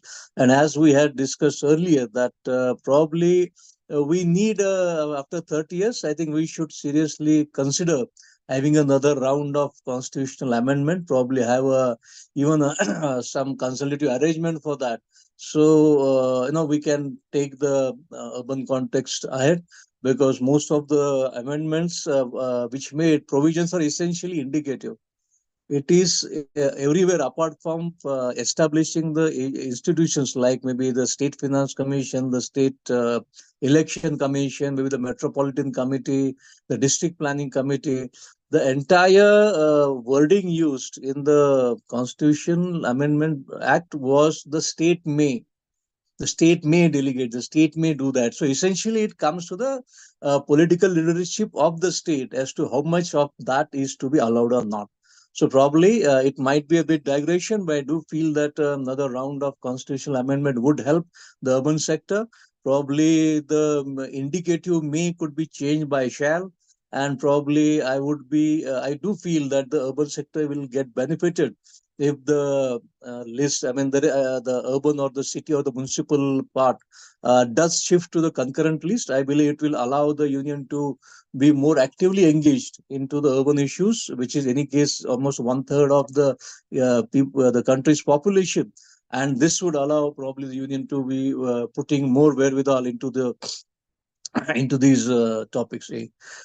Secondly, I felt there was a comment on smart city mission. I thought I would just clarify that the smart city mission allocation is going down because the scheme is over.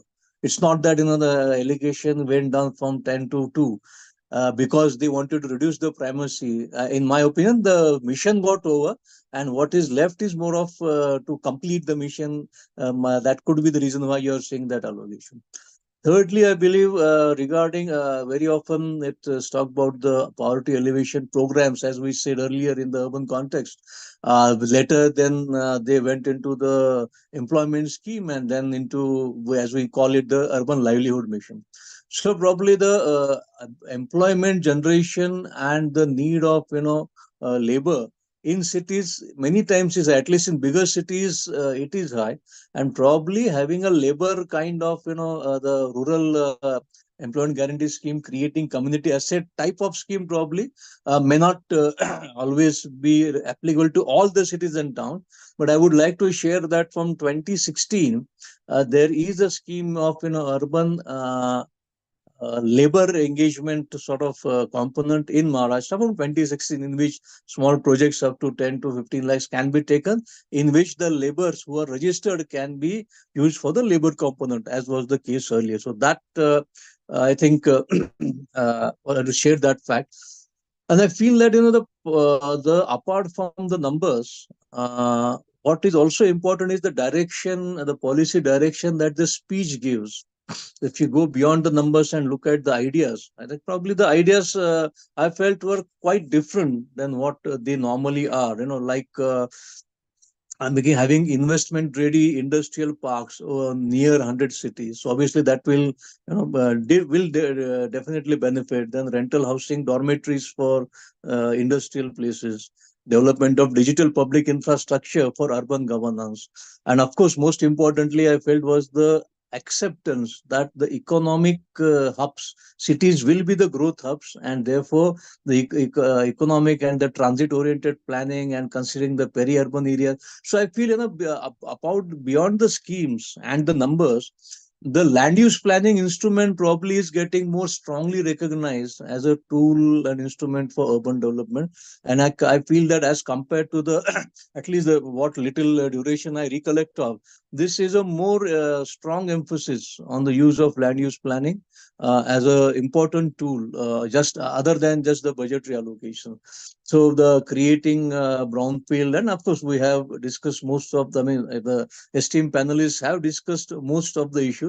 I believe an element in PMA was that the central government grant or allocation which was made, I think is per beneficiary for BLC is probably might get substantially increased. So earlier it was probably around 1 lakh or 1.5 lakh. That probably would see a substantial jump in the grant which probably the mission allows. So that probably would help the housing element. And I believe the certain, as I say, the budget can't be just looked in numbers. It, of course, it is, yes, it's a major allocation of fund is an important function of budget. But beyond that, the policy directions, I believe, are more impactful rather than just the funds that are allocated. So probably the enabling policies for efficient and transparent rental housing, I felt, is a shift towards using the policy instruments more prominently than just financial allocations.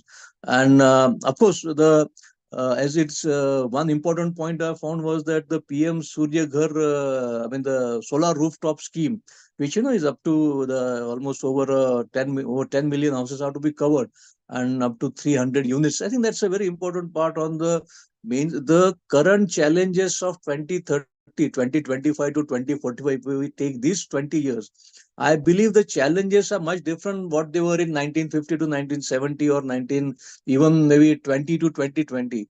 The nature of challenges is shifting very rapidly, and probably these elements will have to be acknowledged into the policy statement.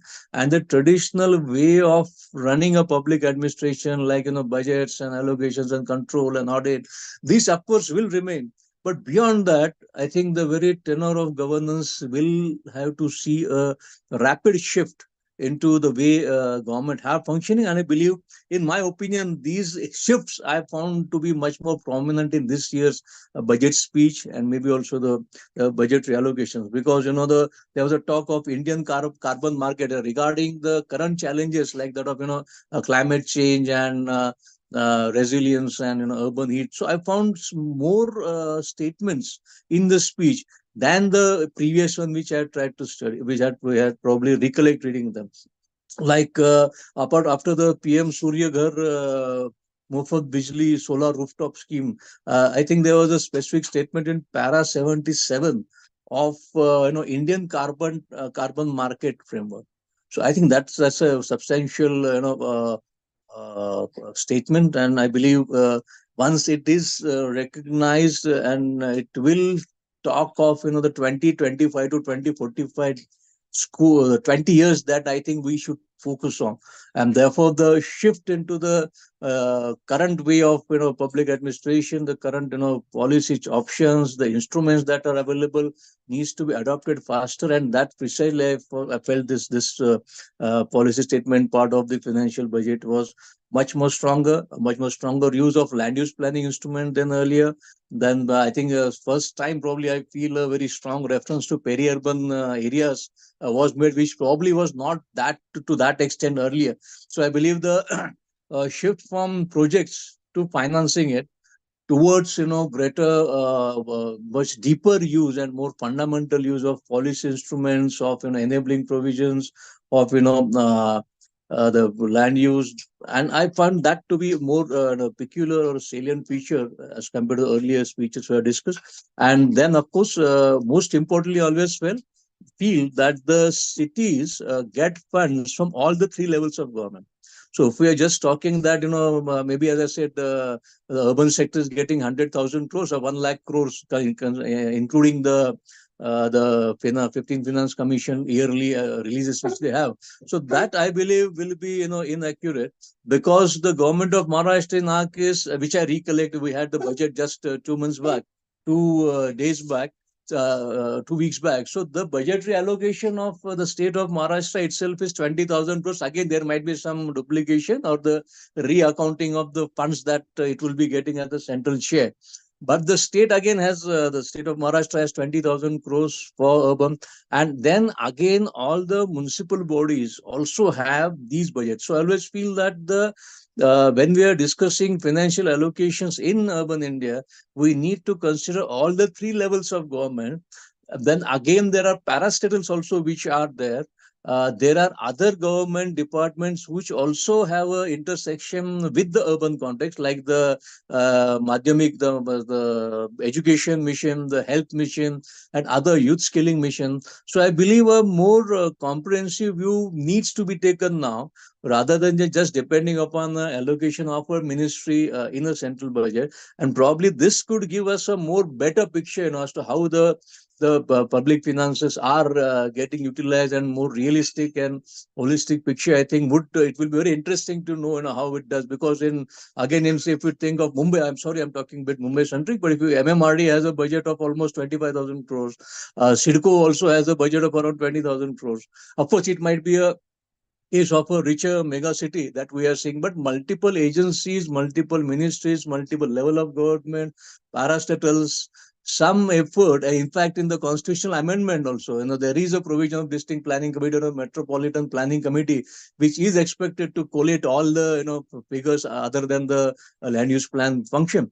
So we need to move further from the traditional, the 1950s era sort of government of budget provision, budget head, towards the challenges of 2025 to 2045, the recent challenges, the current resources that we have, they need to be reflected more strongly.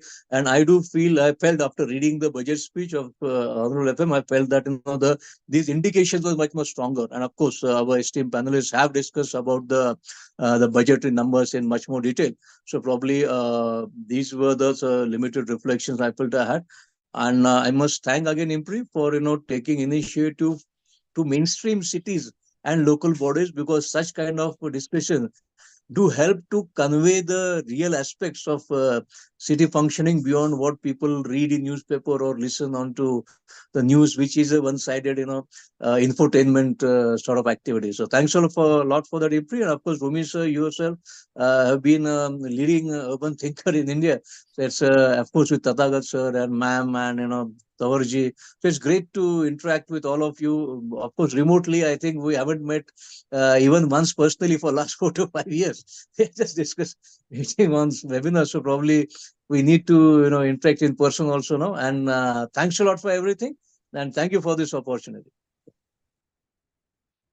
Thank you, Mr. Onale, for your kind words and for your appreciation and positive remarks on this year's budget, and also expressing some concerns on how the agenda outlined by the Government of India needs to be taken forward, including how better utilization of funds should be done. And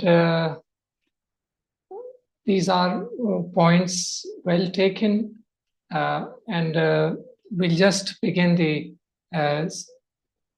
proceed forward in the program and begin the session on question and answers and general discussion.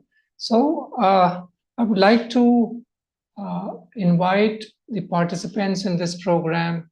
If they have any questions for any of the speakers, it is the time for you to ask or share some of your views.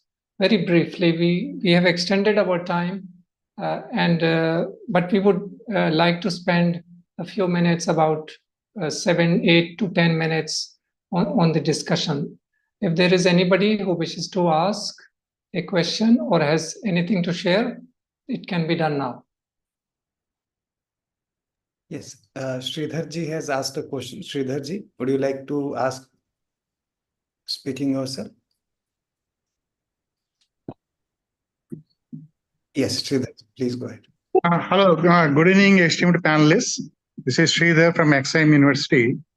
See, after the budget, I have seen a slew of views being vented by many people about we are paying so much taxes, but nothing happens. We still have to put up with bad roads and bad infrastructure, etc., and everything being tagged to the central government. I think the time has come for people to really start holding the local governing bodies more accountable. How do you see this? Otherwise, our people it's like watching a movie, pay for the ticket and then you want to be entertained. Yeah, good point. People are paying a lot of taxes and they are not getting the services that they deserve, they should get. I would like to ask any of the panelists who might like to take this question in terms of responding. I will just share from the city government point that the total tax which the citizen pays, what goes to the municipality, cannot be more than 0.25%. So the total taxes any citizen pays maybe a quarter percent, 0.25% of the total tax collection might be going for the property tax, if at all, at the all India level. So, of course, yes, good taxation paid must lead to good services and good infrastructure. There is no doubt about that. But the association of the taxes paid and the municipality not maintaining needs to be clarified just factually, that not even 0.25 to 0.5% of total tax which the government, all the levels of governments collect, probably reaches the municipal coffer directly. So everything else is to grants and those things. That was point number one. And point number two was that's precisely we said that the constitutional provision of a metropolitan planning committee talks of collating all the budgetary allocations of all the government levels and offices in that metropolitan area, and so also with the district planning committee, to give a holistic picture of that area regarding public finance or the public funds which goes to there. So point is well taken, and therefore capacity building and using more and more modern tools and techniques of monitoring, managing will have to be accepted, whether it is smart city or no smart city. I think smart city got a lot of criticism for whatever elitist reasons or whatever. But the rationale behind using current technologies for increasing the productivity and efficiency and delivering better services to citizens will remain there, even if we don't use that word, if that is probably not palatable. But the current referencing on context of the urban system in India and the institutions is very crucial for next 20 years. And of course, innovation and technology are the two major drivers which will have to be focused, of course, upon the traditional government, municipal government or city government we are having for last maybe 50 or 70 years. So thank you. Great, sir. Thank you. One more small question. Is there any other source of income, or rather, what are the other sources of income for any government other than taxes? Of course, there are non-tax revenues of different types. Then the earnings from the government undertakings and others. These are non-tax revenues. Water fees, for example, water charges, that would be non-tax. But in percentage time, that is a small percentage. At the city level, there is parking fee, advertising revenues. various non-tax revenues are there. Yes. Thank you, sir. I suggest Mr. Sridhar to look at a municipal budget, if I'm correct in saying this, that a municipal budget, if you have seen, provides a comprehensive list of heads of income of a urban local body or municipality, where a good classification of taxes and non-taxes is provided. So it's a great learning document. Have a look at it sometime. I would like to invite any other person who wishes to ask a question. Suresh Babuji, do you want to ask a question?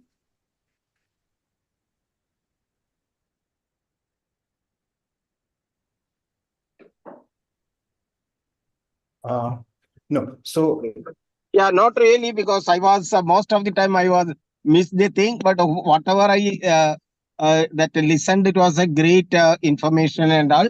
And today I'm not asking any question. Thank you for all of you. Thank you. Thank you, Sureshji.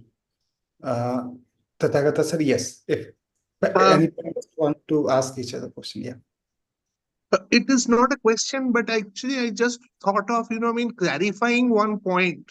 There has been a lot of discussion about the smart cities, and Samirji, rightly pointed that out, that the smart cities mission is actually ending. The smart cities mission will come to an end in 2025. Only most of the projects under the smart cities mission are completed in most of the cities. Only few cities, some projects are left, and which are deemed to complete by 2025 March or so. So it is only natural that the allocation for the smart cities mission will go down. But another interesting point here is that making a city smart in the true sense of the term, that is, through digitalization, is a long drawn process. It is not possible for one city to become smart in course of 5 years, 7 years or so. And most of the world, the smart cities are city government driven. Whereas in Indian context, it is a national government driven mission. So there is an issue of, a federal relationship coming into question. And this is a point that myself and Chetan sir, we have jointly contributed the smart cities component in the India infrastructure report, where we have also mentioned this point that smart city is a continuous process. And in that sense, the higher allocation for National Urban Digital Mission is an interesting step, because National Urban Digital Mission, although the mission came into being a couple of years back, but there were very little allocation. But this year, the amount of allocation for NUDM has gone up. So that is an interesting thing. But we have to see how that NUDM allocation is actually channelized. So whether it will be there to fund the functioning of the integrated command and control centers, or it goes into digitalization of the government records, and in what way that fund gets channelized, or for capacity building program, that needs to be seen. Also, another point that we have seen in written in our report, that even though many cities have built these 100 command and control centers funded under the Smart Cities mission, but the level of digitalization varies. The level of only 5-6 cities are really at a high level of digitalization, like Pune and Surat and Newtown, Calcutta, and only 5-6 cities are really at the high level of digitalization. But most of the cities are only at a very preliminary level of digitalization. So in that sense, some allocation for the NUDM is a positive thing, but we have to see where it actually goes. Thanks.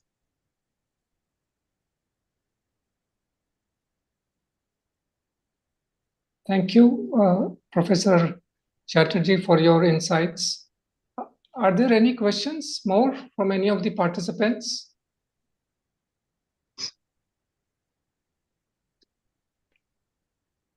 Dr. No. Arjun? Not really, not very related to urban. Okay, maybe I would like to, before we close, I would just like to invite all the panel speakers to give a concluding statement as to what their experience was of this program and any other thing that they wish to add. So I will begin with, in the same order, Professor Chetan Vaidya. Thank you, Dr. Rumi. I think it was a very interesting panel discussion, and a lot of new points have come up, which and it is going much beyond the budget. I think that which is very positive. One thing is now being recognized that urban as a top priority for the government. As mentioned by Mr. Ubale, urban is not a national or central government subject; it's a state subject, and national government can only provide schemes and financial support, incentive, to some extent, disincentives to promote urban development. Unfortunately, that is where I said that we need to move from projects to policy, and that is something which needs to be focused in years to come. I'll stop at that. Thank you so much. Thank you, sir. Professor Mahalaya Chatterjee, you may like to have some concluding thoughts, remarks. No, this is a very interesting discussion. Many new points came, and we have to think about that. One of the very important point is that, again, I'm taking that 1 year is a very short-term thing. As Professor Tathagato Chatterjee said, that digitalization is a long-drawn process. It will take time, both horizontally and vertically, to spread over all the urban centers of the country. So we should remember that that urban development is an ongoing thing. Now it is prioritized. It is one of the 9 priorities of the government. We should think that there should be new thoughts coming about for urban development, and not only for I'm repeating at the cost of being very repetitive, but not for just 100 cities, not for just large cities, but all the urban centers of the country. Thank you, ma'am, for your remarks. I don't know whether Professor Alok is still with us. If not, then I will request Mr. Panwar is also, I think, not with us. Not, sir. He's on YouTube, so we can skip. Okay. And then, Professor Chatterjee, anything you wish to say? Okay. Thank you. I mean, I think Chetan sir and Mohanna ma'am has already, mentioned 2 very good points. With this, actually, I would borrow a line for what Professor Partho Mukhopadhyay has once wrote an article. So I'll borrow a quote from him that the cities are the engines of growth, all right, but it is an engine without driver. So, although we are focusing on the urban development, on the cities, so we are focusing on the hardware aspect of the cities. But time is long overdue that we start focusing on the software aspect of the cities, and that is the governance reforms. So without which not much can be done. Even the question of, bankable projects, that is obviously very welcome, that we need to have bankable projects, because it is not possible in today's context that the government will raise all the funds. But the question is, if we look at the ability of the cities to run or raise the funds, during Amrut launch, there was this issue of, city, what is that? Ranking of the cities for their credit rating. But only 35 cities qualified to be in the grade A. So out of the country having 4,441 cities, so only 35 cities qualify for the investment grade. So unless that cities are being able to raise their own funds, So many of these problems will persist, and this is again a kind of a chicken and egg situation. Whether you empower the cities first or you first fund them and the empowerment come later. That needs to be debated. So with this, I stop. Thank you. Thank you, Professor Chatterjee, for your remarks. Now, Dr. Matthew Idikula is with us. Yeah. Thanks. Would you like to have some concluding thoughts on today's program or in general? Yeah, just a minute. I agree that, that obviously, if, since on the smart cities, since a couple of points came on that, obviously there's the lower allocation is also because the program is on its last bit. But unlike, say, when you saw, whether it is Amrut, there was a 2.0, whether it is Swachh Bharat Mission, you had a 2.0. For PMAY also you have a 2.0. It doesn't look, my sense is the smart city, there's no sort of direction towards a 2.0 coming in. The other, on the digital part of it, if you look at the smart cities mission 2, much of it was on area-based development. The digital and the tech part was a very small portion of the budget, right? So even if the digital continues in the NUDM sort of system, the ABD idea of lighthouse and all of that, my sense is it seems to sort of filter out from the imagination even of the government at the national level is one point. The other point is something that Professor Chattopadhyay and others have already mentioned. I think it's really important for us to realize that in all of this, within the constitutional scheme that Mr. Samir was also referring to, right? That cities are a bit player, or ULBs are a bit player within that system, and city and urban development is state subject. So if you need any kind of change, you need a reimagination of how cities are governed. There's also a response to the question of how people are saying we're paying so much tax, we get so little in return. That is because of how our tax system is so highly centralized, and then there is a devolution sort of which works, right? So unless you change that narrative, none of these things, all of these problems will continue to exist. None of these things will change. Is there political will to change it? Is there a political will to change the way our governance structure is presently run, right? Our cities are not just engines without drivers. I've mentioned that our city is like an orchestra. This is my own sort of thing. It's an orchestra without a concert master, but multiple concert masters, all driving it in different directions, right? So it's that sort of situation. Do we have ways to change it? Is there political support to change it? I've been part of some efforts here, and I can see in Bangalore the kind of resistance that is there to change the structure. So I think that's the only way in which some of these things can really transform otherwise. Thanks. I'll stop there. Thank you, Dr. Matthew, for your good points. And I will now invite Mr. Samir Unhale, if he's with us, to share his views, if he has anything to say. Yeah, I think this was a very good discussion, a lot of new points.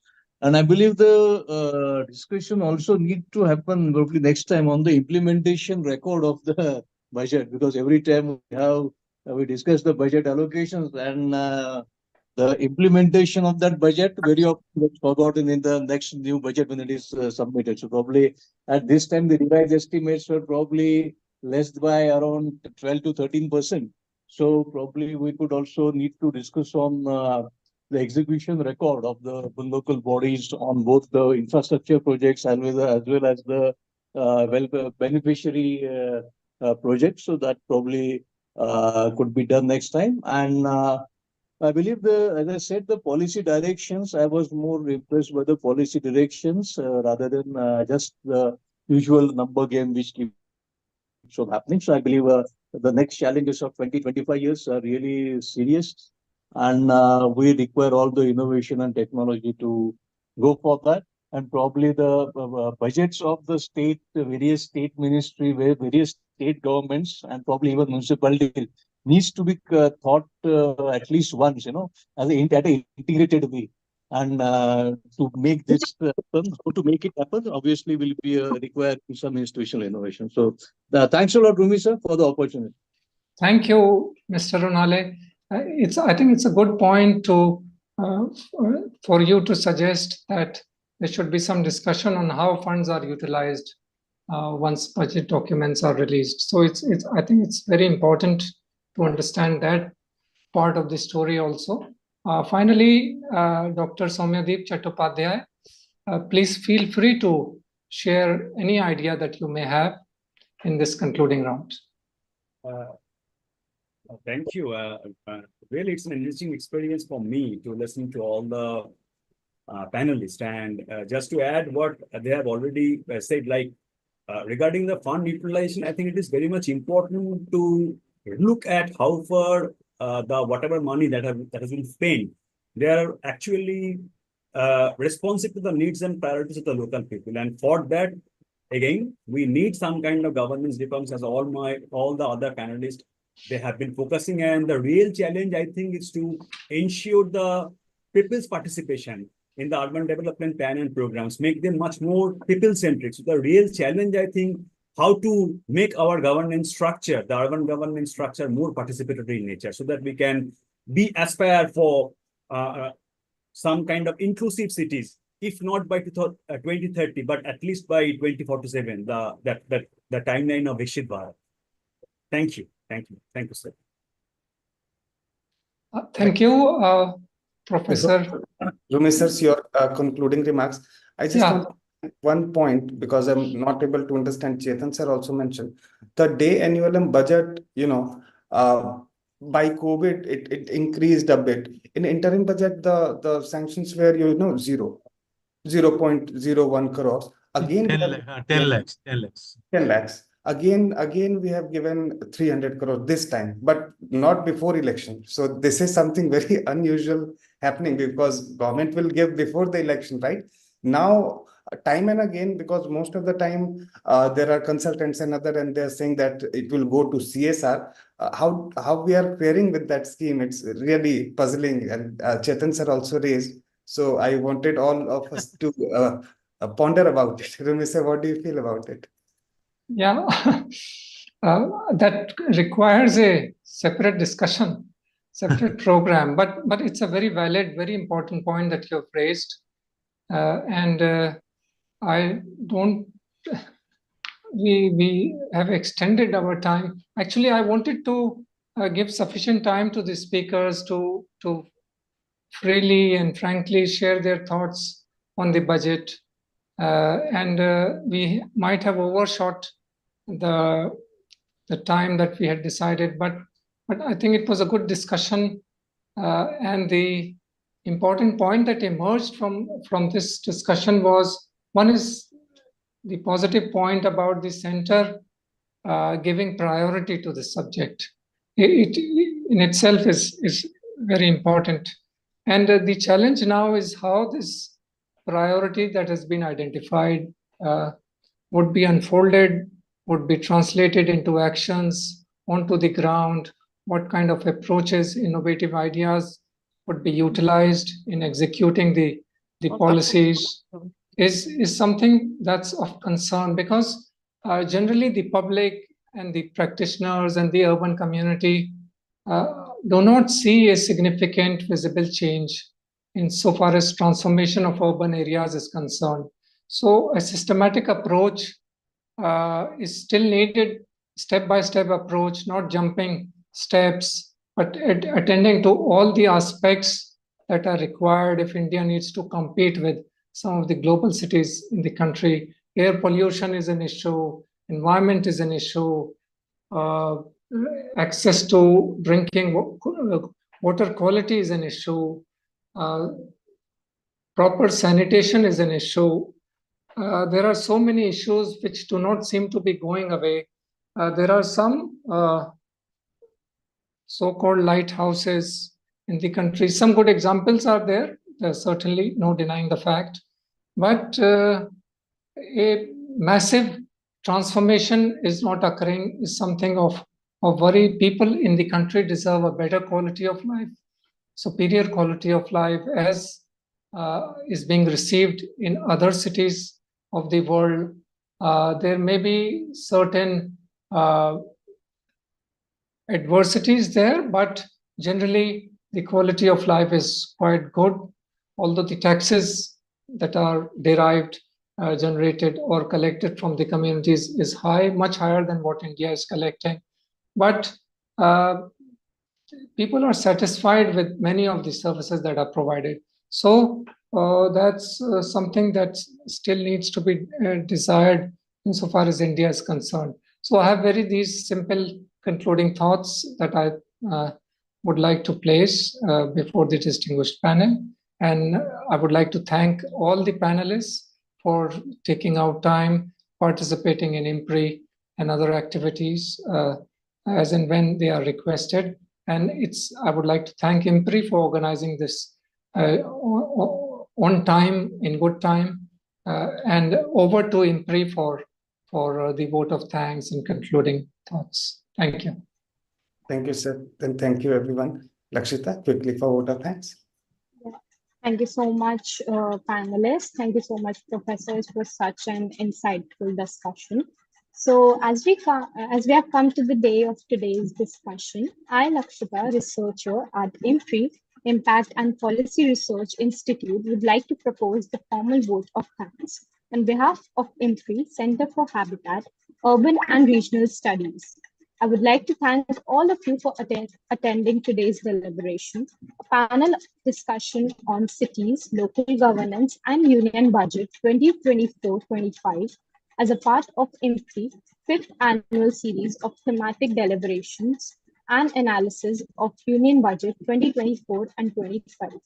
We are grateful to our chair for the session, Dr. Rumi Aijaz ji, our esteemed panelists, Dr. Soumyadip Chattopadhyay ji, Professor Chetan Vaidya ji, Professor Vishwanath Alok ji, Professor Mahalaya Chatterjee ji, Professor Tatagata Chatterjee ji, Mr. Sameer Unhale ji, Dr. Matthew Edikola ji, Mr. Tikendra Singh Pawar ji, for taking part in the discussion and enlightening us. We thank all of our participants who have raised pertinent questions and actively participated in today's deliberation. We are grateful if you're watching us later on YouTube channel or listening to us on our various podcasts or reading our publications. We hope you continue to join in future to our IMPRI Web Policy Talk and Web Policy Learning. Wishing you a very good day. Thank you so much. Thank you, Lakshita. Thank you. Thank you, Rumi sir. Thank you. Thank you. Good night. Thank you, IMPRI. Thank you. Thank you, Rumi ji. Thank you, Arjun ji. Thank you. Wonderful meeting, everybody. Yeah. Thank you.